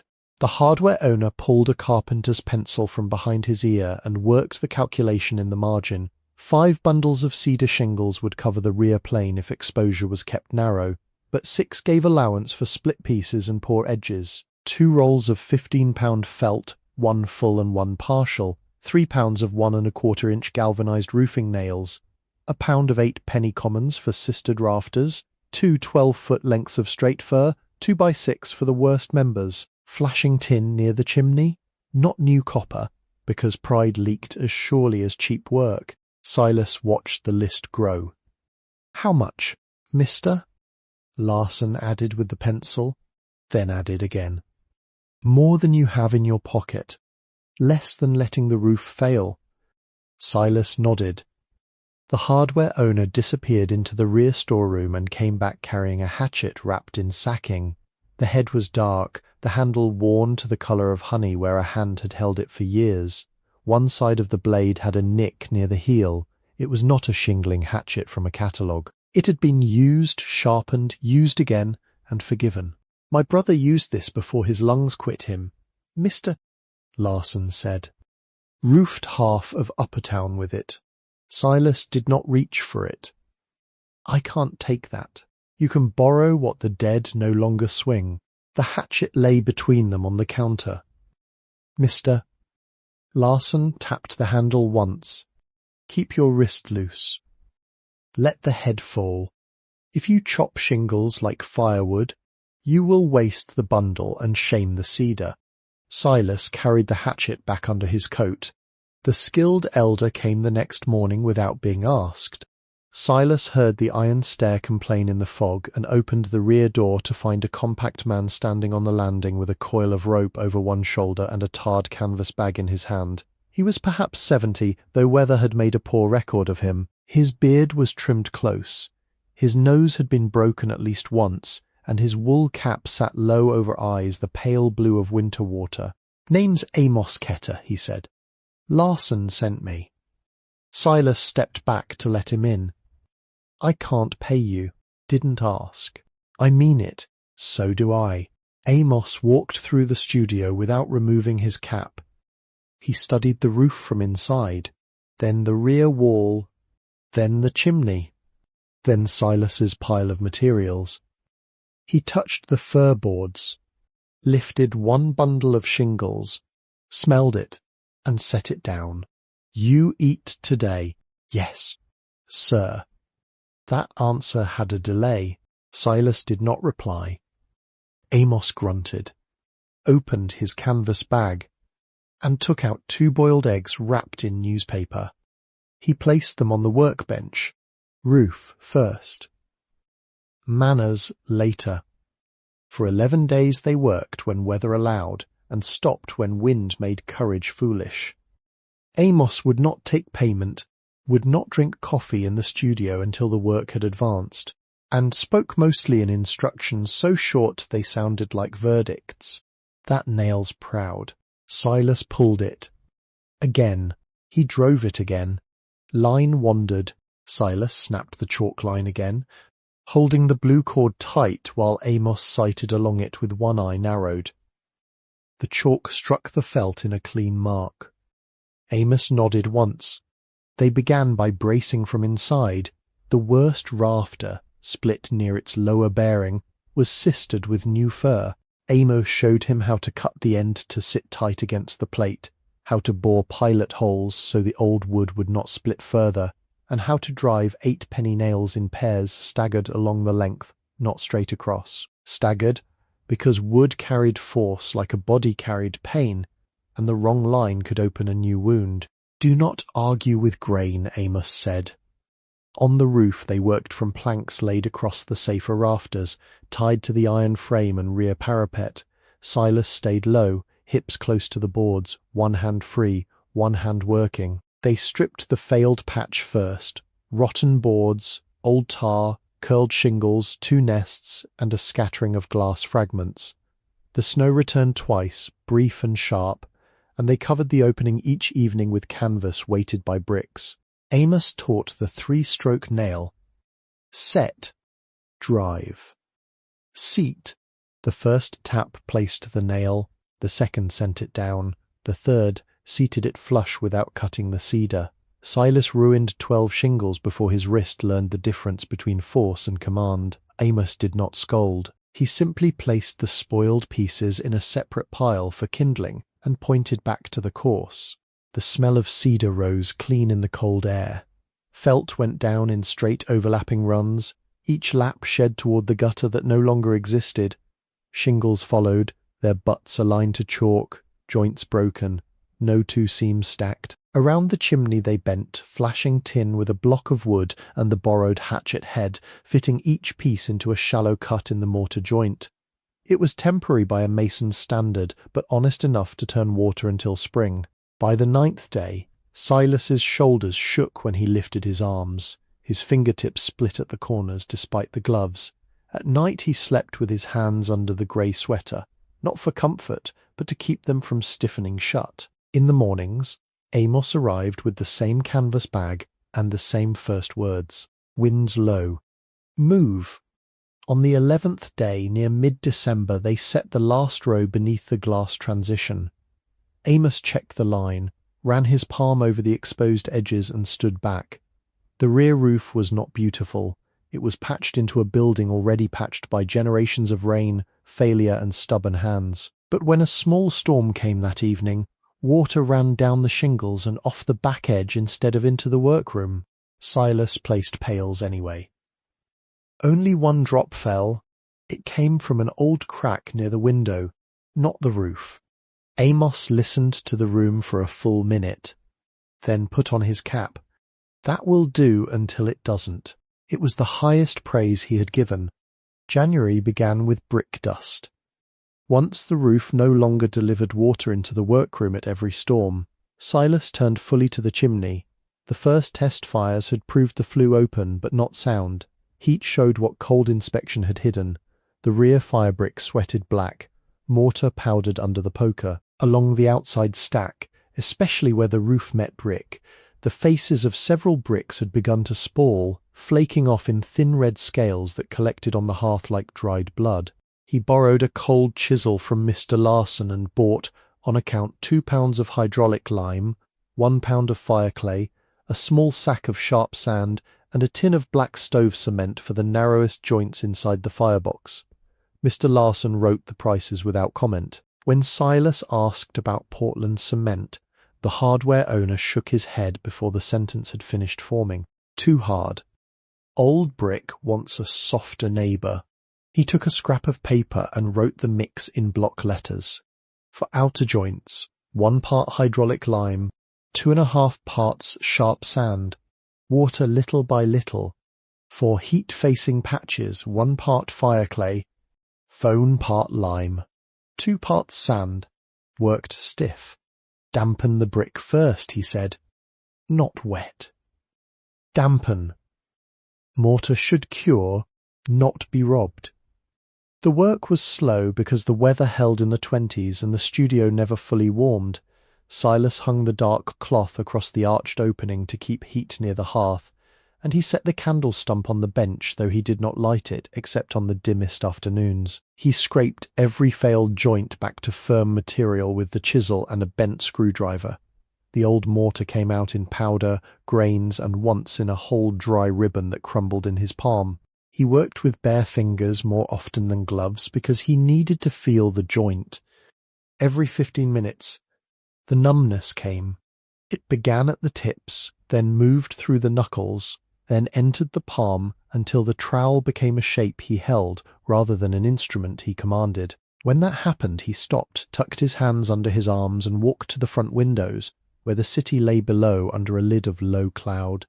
He counted chimneys, he counted gulls, he counted breaths until his fingers hurt again, which meant blood had returned. For 3 weeks he did this. Chip, brush, dampen, mix, press, strike, cure.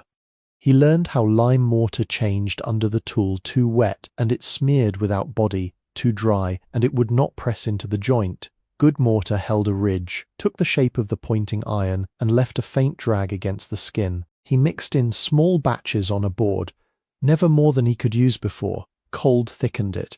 The outer stack required nerve. He tied himself to the iron stair again and worked from the upper landing, removing loose mortar where the flashing met brick. Wind came under his coat and worried every movement. His breath smoked. His ears burned under his cap. A gull landed 2 yards above him on the chimney crown and watched with a yellow eye as though judging workmanship. "Go on," Silas said. The gull stayed. He packed the fresh lime mortar into the raked joints with a narrow trowel, then tooled them slightly concave so water would not sit. Where brick faces had spoiled, he did not try to make them young. He brushed away loose scale and left what remained. Replacement would come later if later was granted. Inside, the firebox took the longest. The rear bricks had opened like bad teeth. He cleaned each joint with a nail, vacuumed dust by hand with a folded paper cone, dampened the brick, then pressed the fireclay mixed deep with his thumb. The first day he did the work too neatly and too shallow. When Mr. Larson came by with a delivery of nails for a neighbouring shop, he climbed the stair, stood in the studio doorway, and looked at the hearth. Pretty will fall out. Silas scraped the joints and did them again. By the last week of January, the mortar had cured enough for a test. The evening was clear and bitter, the kind of cold that sharpened roof lines and made every sound travel farther than it should. Silas laid kindling in the firebox, then 3 small splits of cedar, then 1 narrow piece of fir. He opened every door between front room and rear, so the air could feed the draught. He set a pail nearby. He waited until his own breathing slowed. The match took on the first strike. The kindling caught, smoke rose, hesitated at the throat in a familiar grey roll, then drew upward in a clean column. No seepage came through the rear joints, no smoke fingered out near the lintel. Outside from the alley, he checked the stack and saw the smoke leave the chimney in a steady pale line, drawn inland by the night air. He stood below it with his hands in his pockets, head tipped back. Clean smoke. When he returned inside, the studio had accepted the fire as something less dangerous than winter. Heat moved along the floorboards, touched the portrait chair, warmed the lower edge of the great camera stand, and rose toward the glass roof where frost had begun to fern along the panes. Silas sat on the floor and ate beans warmed in a blackened tin cup, the spoon clicking softly against the side. The fire made no promise. Still, it stayed. The floors had been waiting under everything. Under soot, dust, mouse tracks, chemical stains, fallen plaster, splinters, warped mats, dead leaves blown in through broken panes, and the grey powder of years, the studio floor was white pine. Not grand pine, not flawless, working pine. Wide planks, some 13 inches across, laid with the slight irregularity of men who had planed by hand and fit each board to the next by eye and patience. The nails were rose heads, hand-cut, dark with age, driven in pairs along the joists. Silas discovered the colour first near the camera stand.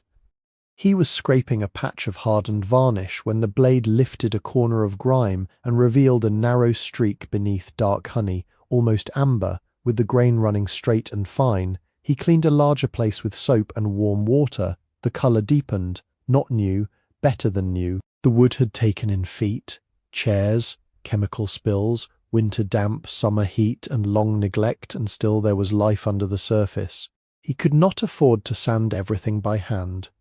Mr. Larson knew a man who rented tools from the back of a paint shop near the waterfront, and on a dry Thursday, Silas went down with a note written by the hardware owner. The random orbit sander cost $14 a day, with a deposit Mr. Larson covered in the ledger after warning him that a borrowed machine was a guest with teeth. "Do not tilt it," he said.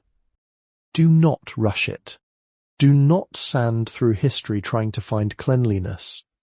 Silas carried the sander up the iron stair as if it were a sleeping child made of iron. He began in the rear room, not the front. The repair manual advised working from coarse to fine, but the floor's age asked for restraint. He chose 80 grit first, not lower, and tested behind the workbench where a mistake would be forgiven by shadow. The machine trembled in his hands, round pad humming, dust rising in pale clouds that smelled of pine, old smoke, and something sweet released after decades under grime. He moved slowly with the grain overlapping passes, never holding still long enough to hollow the board. The first pass did not make the wood clean. It made it honest. Stains remained, dark circles from chair legs, black freckles where chemical drops had bitten deep, long grey scars where water had sat. He left them. A flaw without memory would have been a lie. The second pass, 120 grit, softened the harshness. The pine began to take light differently. Even under winter glass, it gave back a low glow, as if each board had been keeping a small lamp inside.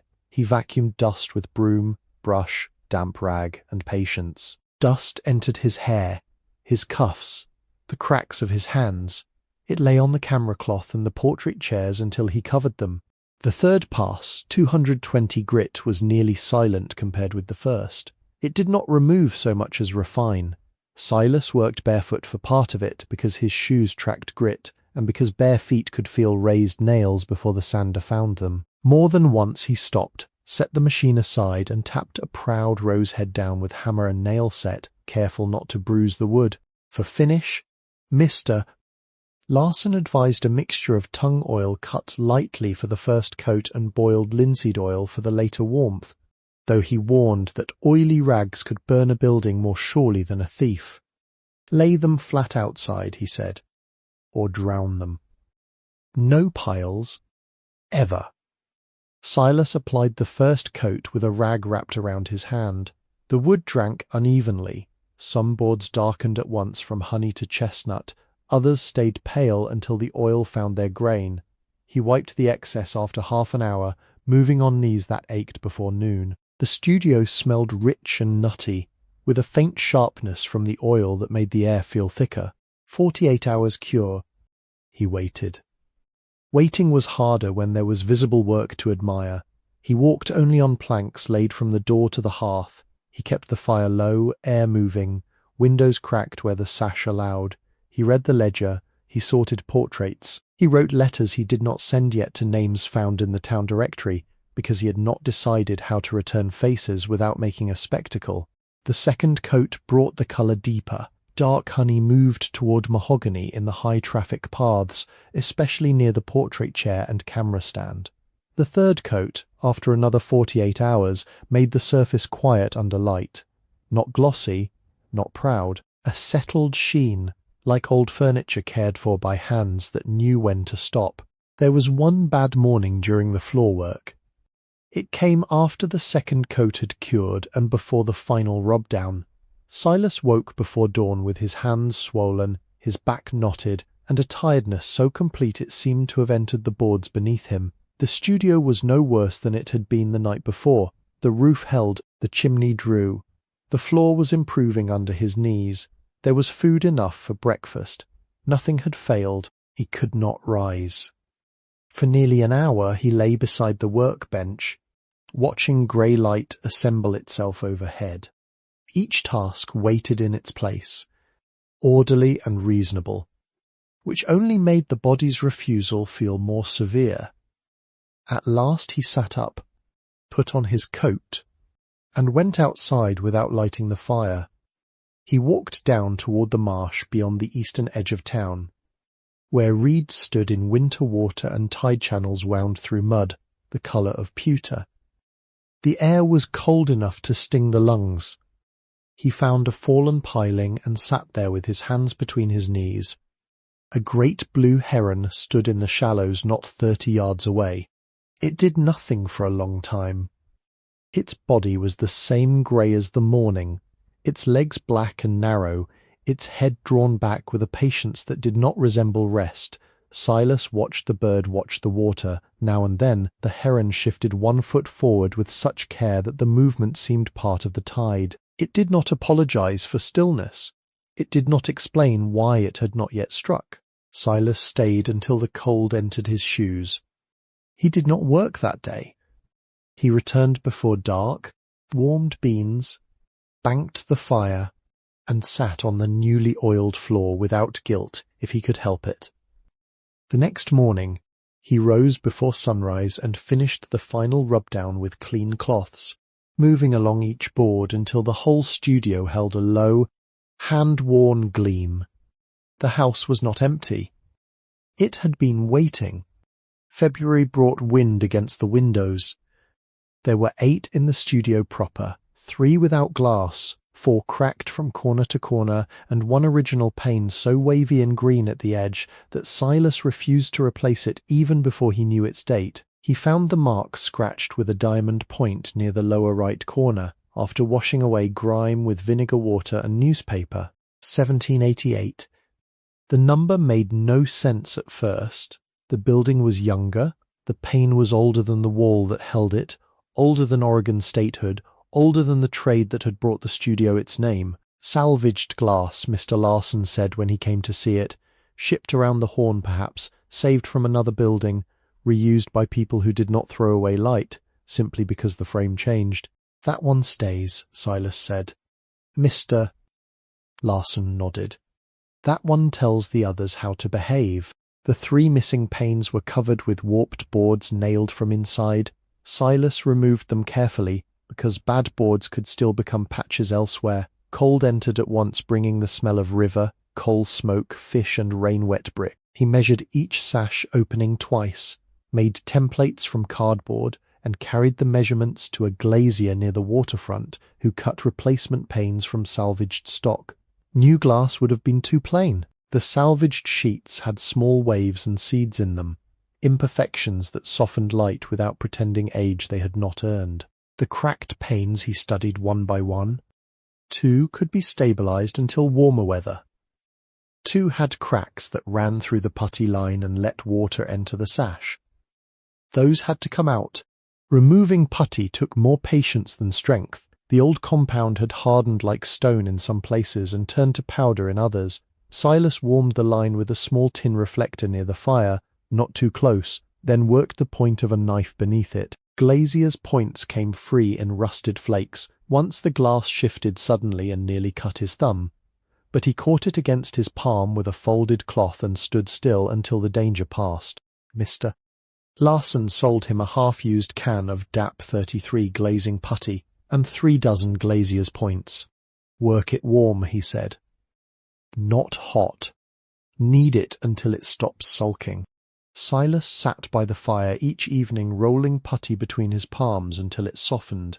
He learned to bed the pane in a thin back putty line, press glass gently into place, set points with the flat of a putty knife, then pull the bevel in one deliberate stroke along each edge. The first window looked uncertain, the bevel wavering where his hand hesitated.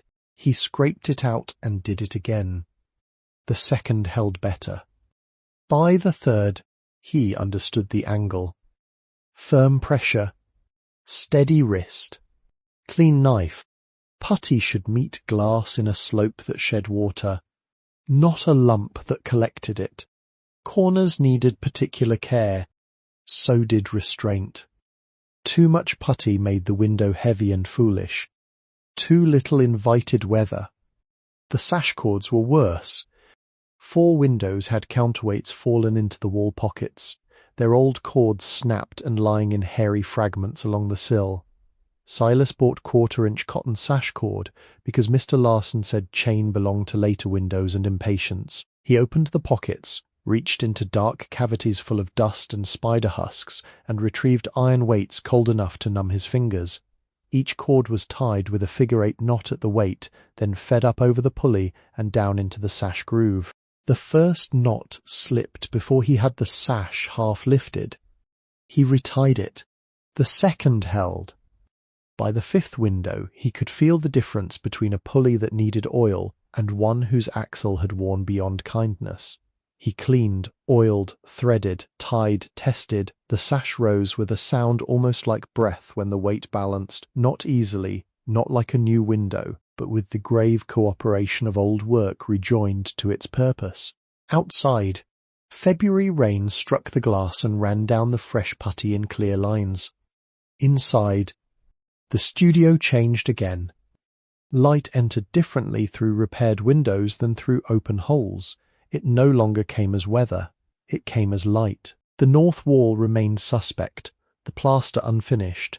The roof glass still cracked overhead, but the front room began to hold a steadier brightness during the short hours when clouds lifted over the river. The portrait chair stood in that brightness. The great camera stood beyond it, still not ready, still waiting for restoration of its own. On the afternoon of the last window, Silas worked alone. It was the narrow sash nearest the walnut trees, the one that looked down toward the alley and across the back lots where laundry lines sagged between buildings. The pane had a single crack shaped like a river branch. He removed it whole, set it aside for later cutting into smaller pieces, cleaned the rabbet, laid back putty, and lifted the replacement glass into place. As he pressed the final glazier's point, something landed on the walnut branch outside. A chickadee. Small, round, black-capped with its feathers puffed against cold. It gripped the wet branch and looked through the new pane at Silas with bright, exact attention. He held the putty knife in mid-air. The bird tilted its head once, then twice, as if inspecting the workmanship through the glass no one had trusted to last. Silas did not move until it flew. When the branch sprang back, a scatter of drops fell from the twigs and struck the sill below. He finished the bevel slowly, drawing the putty knife in one unbroken line. At the corner he cleaned the blade on a rag, turned it, and made the last seam true. The window held. He stood back from it, hands streaked with putty, cuffs grey with dust, and watched the repaired pane gather the low February light. Outside, the walnut tree darkened against a sky the colour of pewter. Inside, the room had become less exposed by one more exact margin. He closed the sash and felt the counterweight answer from inside the wall. A modest thing. A kept thing. By late February, the walls began asking for their turn. The roof no longer poured water through the workroom. The chimney drew cleanly enough to make mornings survivable. The floor had accepted oil and light. The windows had begun to keep out weather instead of framing it, but the plaster near the chimney still hung in failed patches, bulging where damp had softened it, cracked where heat had later found the weakness and finished the argument. Silas studied the worst 3 places before touching them. The original plaster had been laid over hand-split oak lath, each narrow strip nailed with cut nails and space just wide enough for the first coat to push through and form keys behind it. Where the plaster remained sound, it held with surprising strength. Where it had failed, the keys had broken clean off, leaving the face of the wall loose from the skeleton beneath. He pressed one swollen patch with 2 fingers and heard the hollow answer of work no longer attached to its purpose. He did not tear down more than needed. That was the rule he had learned by then. Ruin often invited a man to prove himself by destroying too much. Care answered by stopping at the sound edge. Mr. Larson had an old burlap bag of horsehair in his storeroom, left from a plasterer who had died in the 1950s and whose sons had taken the truck but not the materials. The hair was clean, dry, and tied in dusty hanks. When Silas opened the bag, it smelled faintly of barn loft, lime, and years kept out of use. "Do not cut it too short, mister," Larson said. "Long hair bridges, short hair decorates." For the patching mix, Silas used lime putty, sharp sand and horsehair for the scratch coat, working it stiff enough to hang on the hawk without sliding. He dampened the oak lath first with a brush, not soaked, only awakened. Then he pushed the first coat through the gaps with force, pressing until knobs of plaster mushroomed behind the lath. Those keys mattered more than the flatness he could see. While the scratch coat was still soft, he scored it with a lath nail, drawing cross-hatched lines so the next coat would have something to grip. The marks looked crude and deliberate. He liked them for that. Good work often hid its roughest honesty beneath the finish. The brown coat came 3 days later, nearly 3/8 of an inch thick. After the first had firmed but not become dead, he mixed it with less hair and more sand, then laid it in broad strokes, filling the hollow until the patch sat just shy of the surrounding wall. The manual advised 72 hours before finishing. Winter air advised longer. Silas compromised with patience, keeping the room above freezing and misting the repair lightly when the surface dried too fast near the hearth. During those waiting hours he learnt the wall by touch. The old plaster around the patches was not perfectly flat. No hand-laid wall was. It rose and dipped in shallow waves, catching sidelight from the repaired windows. A modern repair would have made a dead smooth island in the middle of a living surface. Silas did not want that. He wanted the patch to belong. The finish coat was thin, no more than 1/8 of an inch, made with lime putty and fine sand screened through wire. He laid it with the cleanest trowel, then worked the edges with a damp brush until the new plaster feathered into the old. It dried paler than the aged wall at first, a fresh wound rather than a scar. He knew time would tone it down. Smoke, handprints, weather in the air, and the slow yellowing of rooms would do their part. When the last patch had firmed, he stood by the chimney and ran his palm lightly over the repaired wall. "These patches will hold another 100 years." He said it without pride, more like a promise made to the plaster itself. The fire clicked behind him.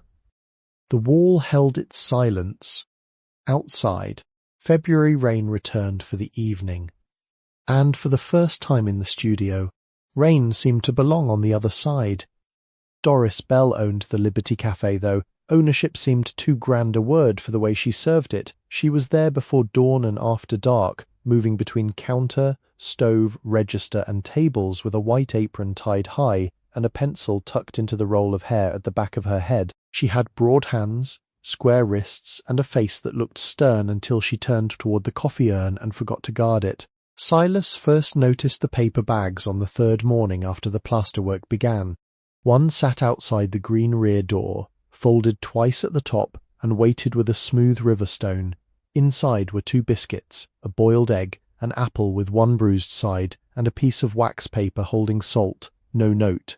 He thought perhaps someone had mistaken the door. The next morning there was another bag, cornbread, beans in a jar, coffee wrapped in paper, and 3 matches tucked into a matchbox from the cafe. He carried the jar back at noon and entered through the front door of Liberty Cafe. Uncomfortable in the warmth and noise, Doris saw him before he spoke. "No." He stopped at the counter. "I have not said anything. You were going to—" He placed the clean jar on the counter. "I can't accept food without paying. You can pay when the shop reopens. It may not.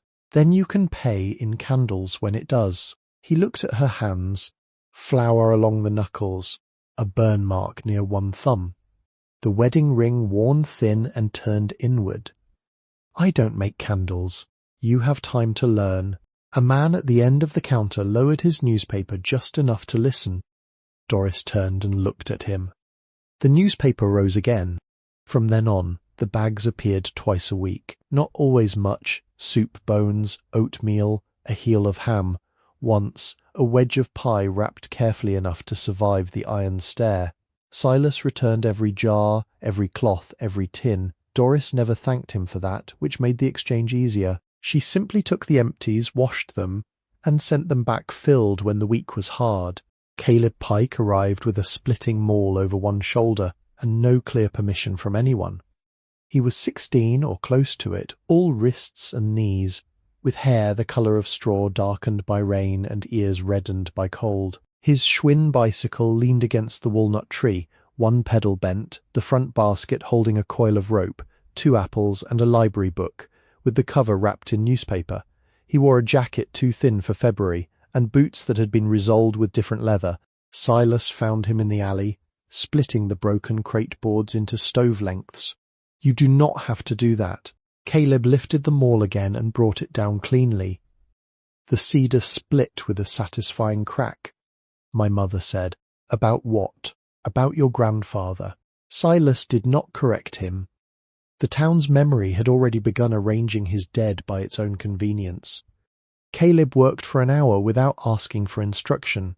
He stacked wood beneath the landing where rain could not reach it, sorted rotten pieces from usable ones, and carried 2 pails from the pump while Silas mixed plaster. When Silas offered him coins, the boy stepped back as if the money might stain him.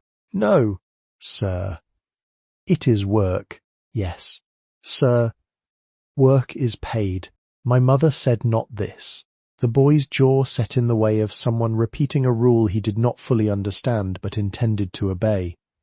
"What is her name?" "Mrs. Hannah Pike." The surname landed quietly.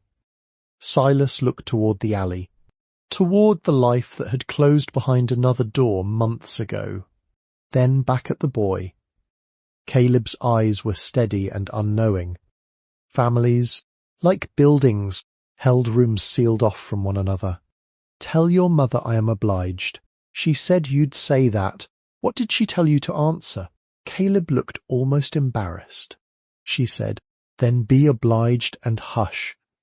Silas nearly smiled. The boy saw the edge of it and looked down at the split wood, pleased despite himself. After that Caleb came on Saturdays when schoolwork and weather allowed. He carried water, split kindling, held boards, fetched nails, swept dust, and once spent an afternoon labelling portrait sleeves in a plain, careful hand. He asked few questions. When he did, they were exact. Why did the old photographs look backward? Why did the glass roof face north? Why did people not smile? Silas answered what he could and said nothing, where silence protected more than ignorance. Reverend Boyd walked past every morning at 7. He was the pastor of the small church near the waterfront, a tall, narrow man in a black coat greened at the seams, and a hat brushed so often the felt had gone thin. He did not stop at first. He passed below the front windows, turned up 12th, and lifted 2 fingers to the brim of his hat, if Silas happened to be carrying water or sweeping the step. On the 8th morning, he paused in the alley. Silas was on the lower stair with an armful of split wood. The Reverend looked up. Rain shining on the brim of his hat. Roof holding, for now. Chimney, for now. Man. Silas shifted the wood against his chest. For now. The Reverend nodded as if that were a complete report. He did not offer a sermon. He did not ask whether Silas attended services. He did not mention charity, providence, or improvement. Each morning after that, he paused at the foot of the iron stair, removed his hat, and spoke 4 words with his eyes lowered. "Keep him steady, Lord." Then he put the hat back on and continued down the alley. The prayer was so brief it gave Silas no chance to refuse it. By the time the words reached him, the Reverend was already walking away, coat moving in the rain, boots making their careful way through broken brick and puddles. Some mornings, Silas stood at the landing and watched until the black hat passed beyond the walnut trees. There were many ways to be helped without being handled. By March. He knew that. He postponed the cellar until February 11th. The door to it stood beneath the rear stair inside the workroom, half hidden behind empty crates and a leaning backdrop pole. It was narrow, made of tongue and groove boards, with an iron latch rusted in the open position and no lock. Each time Silas passed it, a draught moved under the bottom edge, carrying up the smell of damp stone, earth, and something mineral that did not belong to the rooms above. He had meant to open it sooner. There was always another task with more claim on daylight. Roof, chimney, windows, plaster, food, firewood. The cellar could wait because cellars were made for waiting. But after a week of thaw and rain, he noticed damp rising along the base of the rear wall. That made waiting less wise. He lit the oil lamp Mr. Larson had sold him for 50 cents because its handle was bent, tied a cord around the lamp's bail, and opened the cellar door. The stairs descended steeply, 7 granite steps worn hollow at the centre. Each one had been dressed by hand, the chisel marks still faintly visible near the edges where feet had not erased them. The walls below were fieldstone, not brick, set in lime mortar and darkened with seep. The air was colder by several degrees. His breath moved in front of the lamp. The cellar measured 12 feet by 15 feet. He paced it twice, to be sure.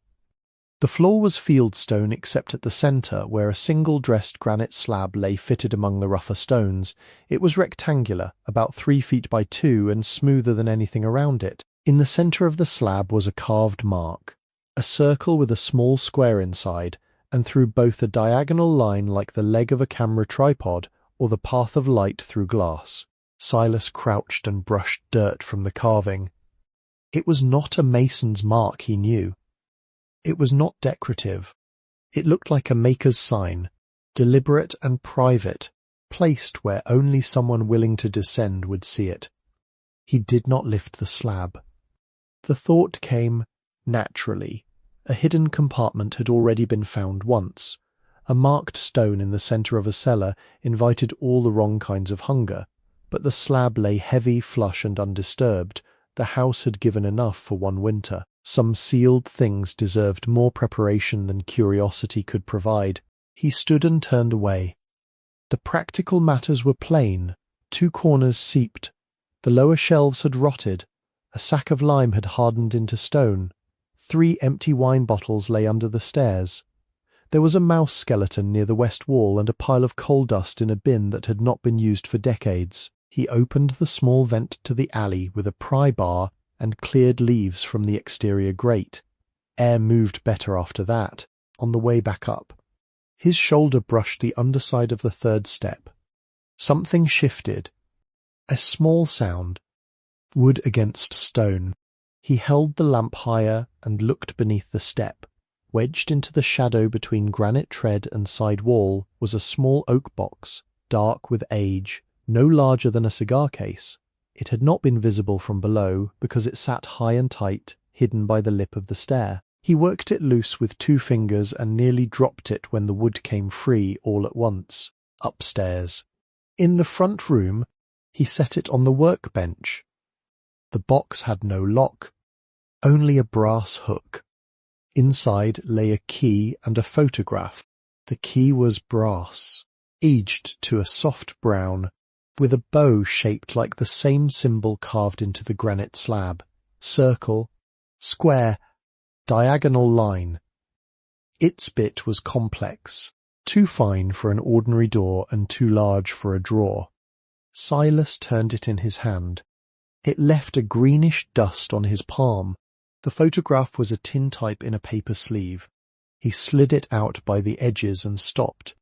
A young woman stood in front of the very building he now occupied, though the lower storefront had awnings then, and the glass roof above shone whole in summer light. She was about 25, straight-backed, dark-haired, with a face that seemed to pull something from his own bones and place it before him in another century. The eyes were not identical. The mouth was firmer, the chin perhaps sharper, but the likeness was close enough to make him set the plate down and step back. She held a tintype plate in one hand and a lens cap in the other.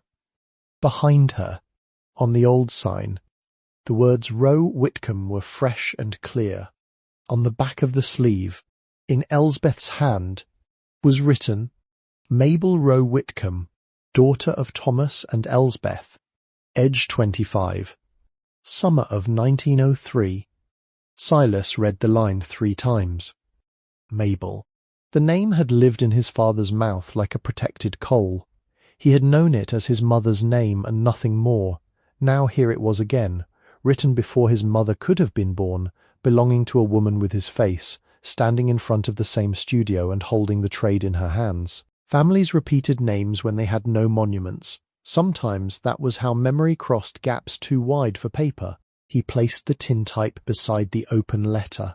The brass key he carried to the mantel and set near the medal, where firelight touched its shaped bow. He did not know what it opened. The cellar slab remained below, unlifted. The walnut tree stood outside, holding its horseshoe.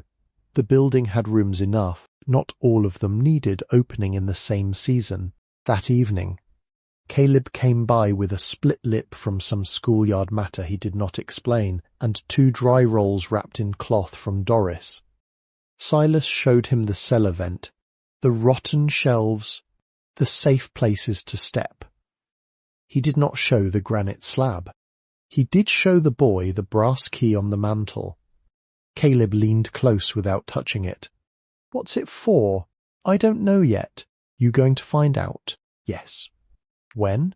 Silas looked toward the window, where the walnut branches moved in a wind too slight to hear. "When I have earned the next question." Caleb accepted that as if it made perfect sense, which perhaps, at 16, it did. In March, snow retreated from the shaded edges of the alley and left behind the plain truth of mud.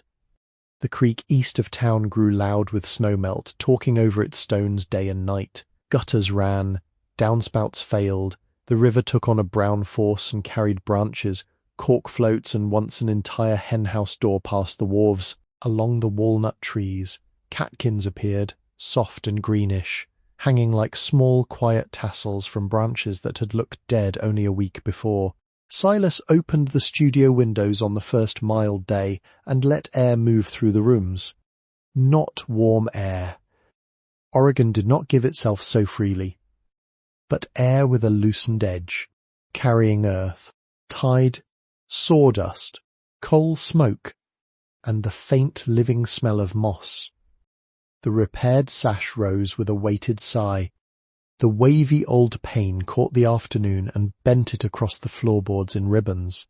He took the portraits from their dry drawer one by one and checked them for damp.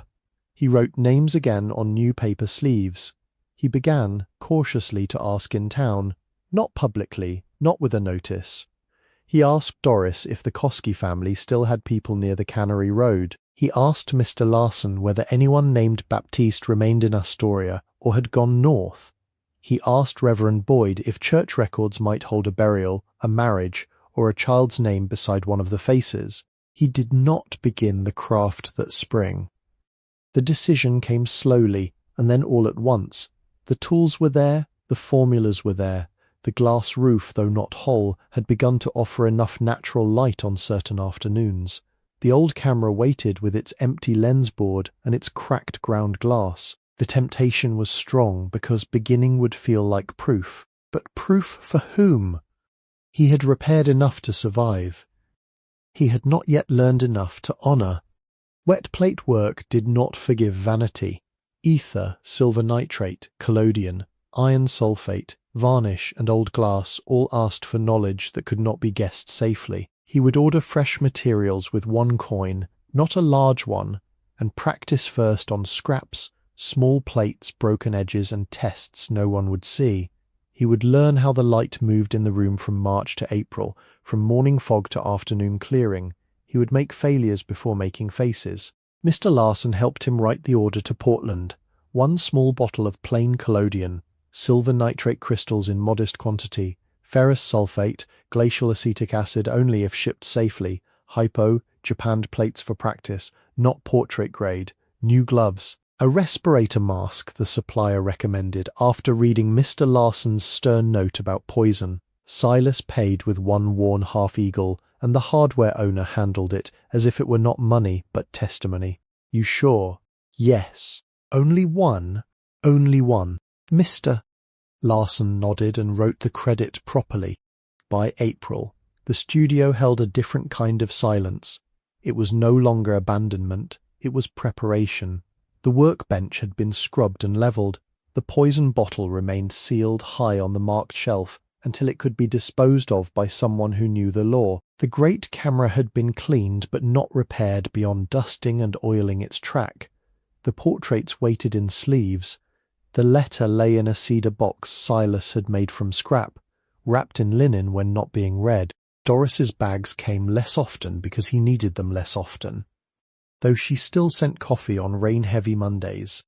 Caleb brought kindling and questions. Reverend Boyd still paused at the stair. Some evenings, Silas sat in the portrait chair and watched light move across the room without asking it to do anything. It entered through glass, crossed floor, touched camera, and withdrew. Each day, slightly different. Each day, exact. The house was patient. So was he. 2 winters later, in December 2024, the first completed plate dried beside the restored hearth. It was not a portrait. Silas had refused that for a long while. No human face should be made into a test of his confidence, not after so many forgotten faces had waited under that roof. Instead, he made an image of the straight-backed chair, the head brace, the painted backdrop, and the great walnut camera seen from the side, all arranged in the northern light of a brief clear afternoon. The plate was small, no larger than his hand. He had prepared for it as carefully as a man preparing for weather at sea. The room held at 67 degrees after a morning fire and 2 hours of closed windows. The silver bath had been filtered through cotton and kept in a covered glass tank. The collodion poured cleanly, one corner to the next, without a stutter. He waited the proper minutes, seated the plate holder, removed the cap, counted the light not in seconds alone but in the colour of the air, then replaced the cap with his hand steady enough to surprise him. Development came like a visitation. First a shadow, then the chair leg, then the outline of the camera, then the pale window and the dark bellows. He kept the developer moving, do not stop halfway. When the image fixed, the negative ghosts became positive under the black plate, and the room looked back at itself from a depth of metal, chemistry, glass, and care. He did not cheer. He rinsed, dried, varnished, warmed, and set the plate near the hearth where no dust would fall. Then he sat across from it until evening and let the old trade enter the room by inches. The restored interior had not become elegant. It had become usable, which was finer. The pine floor held a low brown shine under woven rugs bought second-hand from a church sale. The plaster patches had dried into a pale map around the chimney, already beginning to mellow near the edges. Shelves had been rebuilt from salvaged fur and labelled in a plain hand. The dangerous chemicals were gone, surrendered properly through the county after 3 forms, 2 visits, and Mrs. Worth's expressionless approval.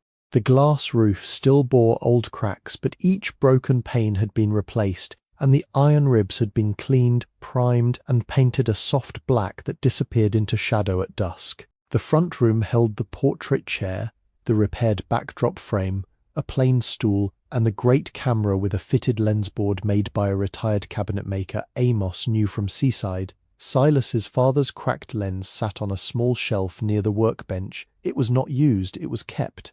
The back room had become darkroom, storeroom, and refuge. Ruby glass covered the lamp. Trays sat in order. Towels hung from pegs. The ledger had a new section in Silas's hand, each trial recorded by date, temperature, light, mixture, failure, and correction. He wrote more failures than successes at first. The pages did not mind. The brass key remained on the mantel through both winters. He had tried it nowhere in haste. Not the cellar slab. Not the workbench drawers. Not the front door. Nor any cabinet lock.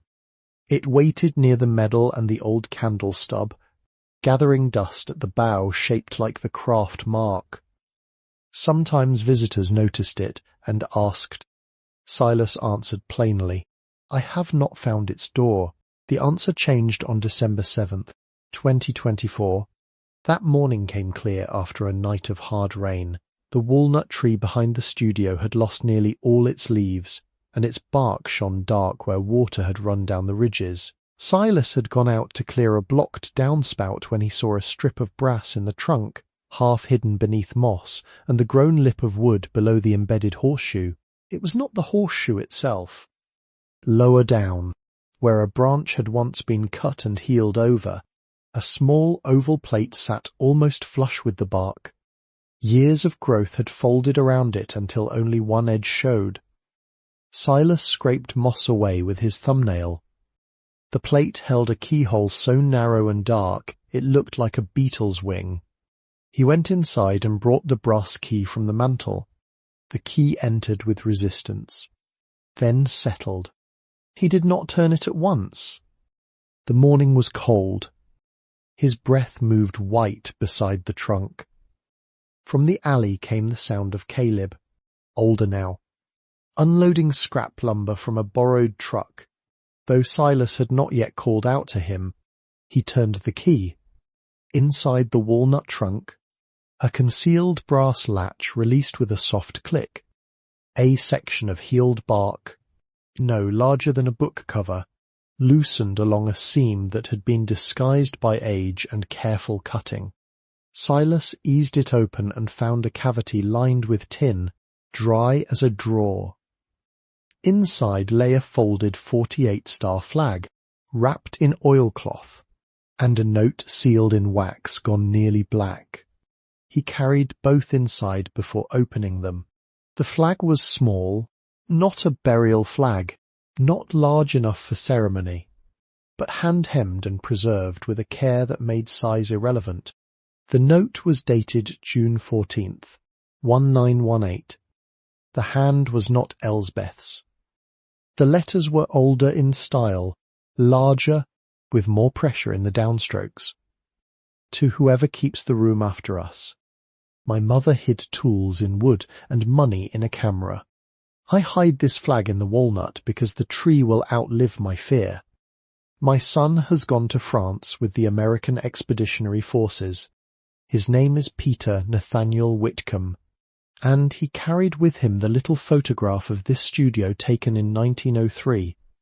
I do not know if he will come home. If he does, return this flag to the mantel on Armistice Day and let him laugh at my worry.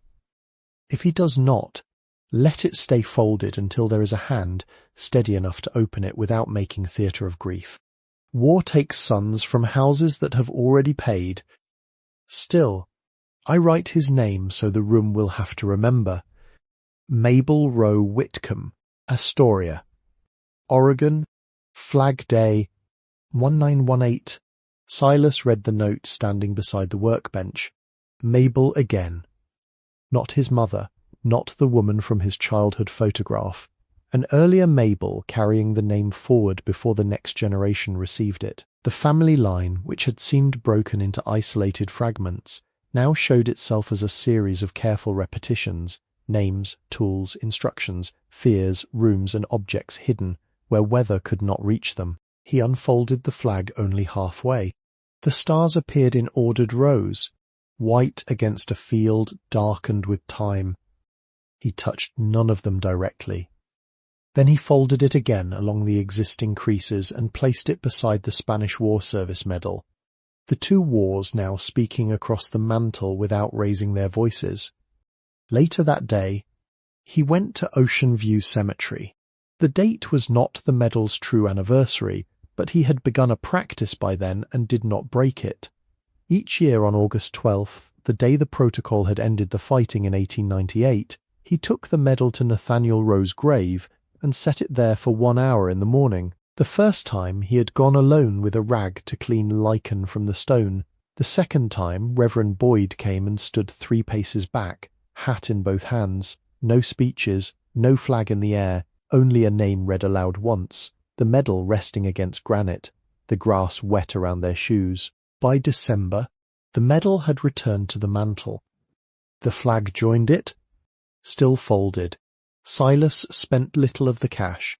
That became one of the stories people told incorrectly because restraint rarely satisfied listeners. Some imagined he had bought the building outright from a hidden fortune, though the county deed had already done its plain work. Others supposed he had sold antiques to Portland dealers. A few said the studio was backed by a wealthy relative no one had met.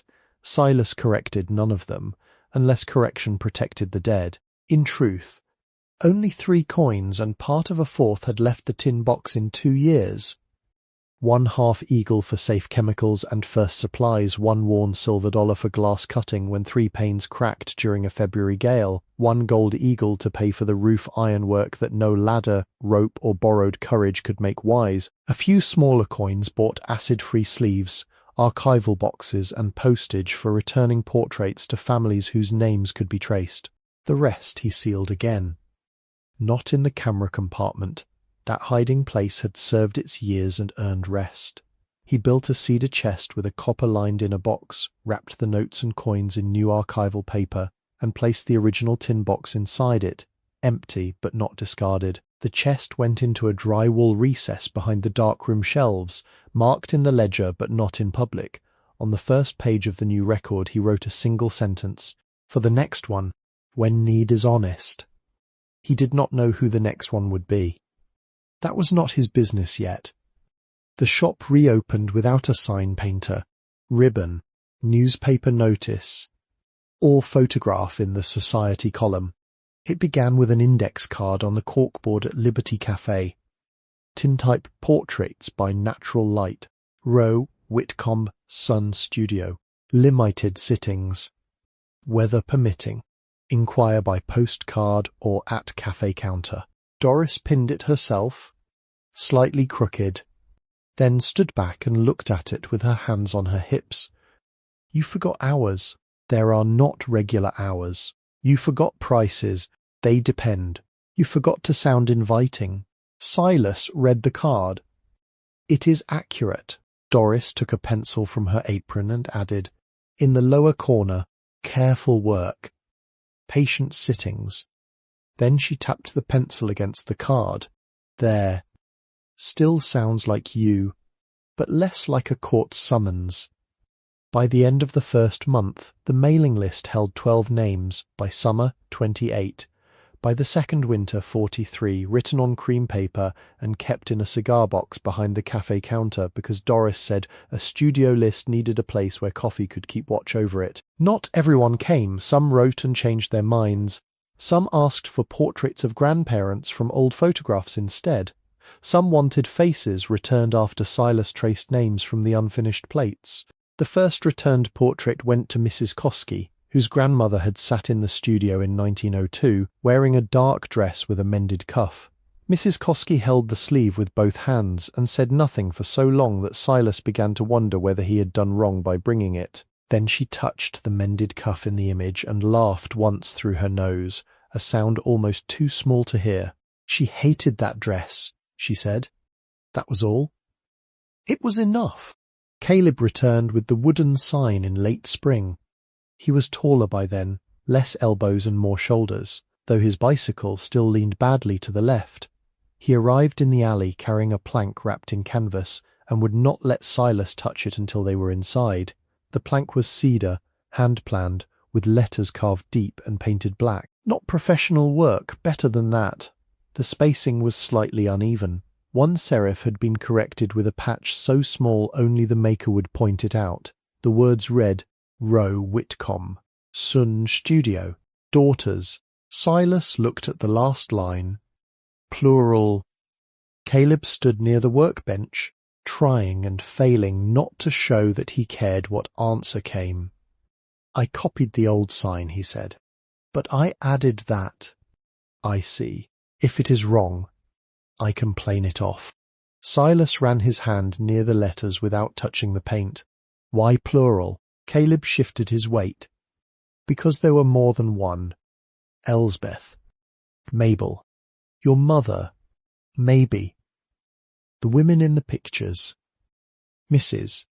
Bell said men put their names on signs too often after women hold the roof up. From the doorway, Doris, who had pretended only to be delivering coffee, said, I said no such thing with that many words. Caleb flushed. Reverend Boyd, passing below at the exact wrong or right moment, looked up from the alley and called, Sounds scriptural. Amos Ketter, who had come to inspect the latest roof patch and had no patience for group sentiment, squinted at the sign and said, Letters are deep enough. That settled it. They hung the sign on the front of the building, not high, not theatrical, but under the repaired transom where the old paint had nearly vanished. Caleb held the ladder. Amos judged level from the street. Doris stood with her arms folded. Reverend Boyd removed his hat when the screws went in, though no one had asked him to. The sign did not make the studio famous. It made it named. That was different, and better. On the second night after the sign was hung, Silas began his own letter.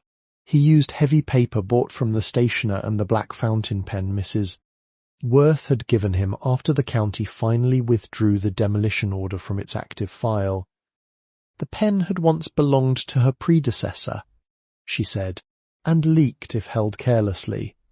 He sat at the workbench after dark with the old letter open to his left and the new page before him. The studio was still. The glass roof held moonlight in broken squares. The repaired floor gave back the faint glow of the banked fire. On the mantel were the medal, the folded flag, the brass key and the candle stub, now too short to light safely but too meaningful to discard. Silas wrote slowly, "My dear one, whoever you are." He stopped after that first line. Not because he had no more to say, because the words required him to understand his place among them. He was no longer only the one who had opened what was kept. He had become, in some narrow and humbling way, one of those who kept. The rest came over many nights. He wrote of the roof and who had taught him the three-stroke nail.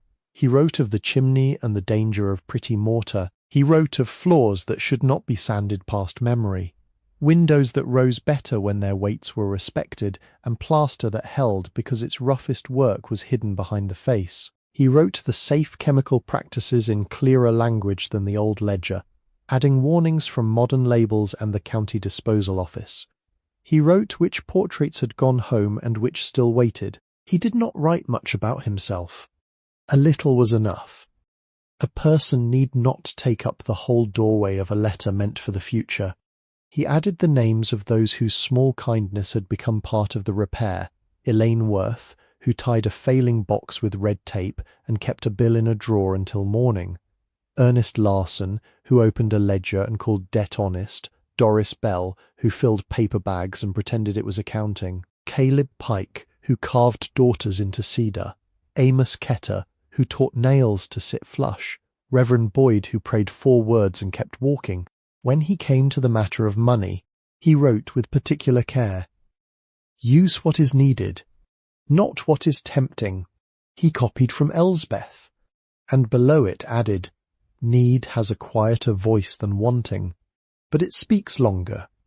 He folded the unfinished letter each night and placed it in a cedar box beside the first. He did not seal it. Not yet.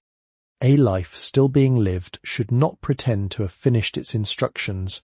Near the end of that winter, a woman arrived with her 2 daughters for a portrait.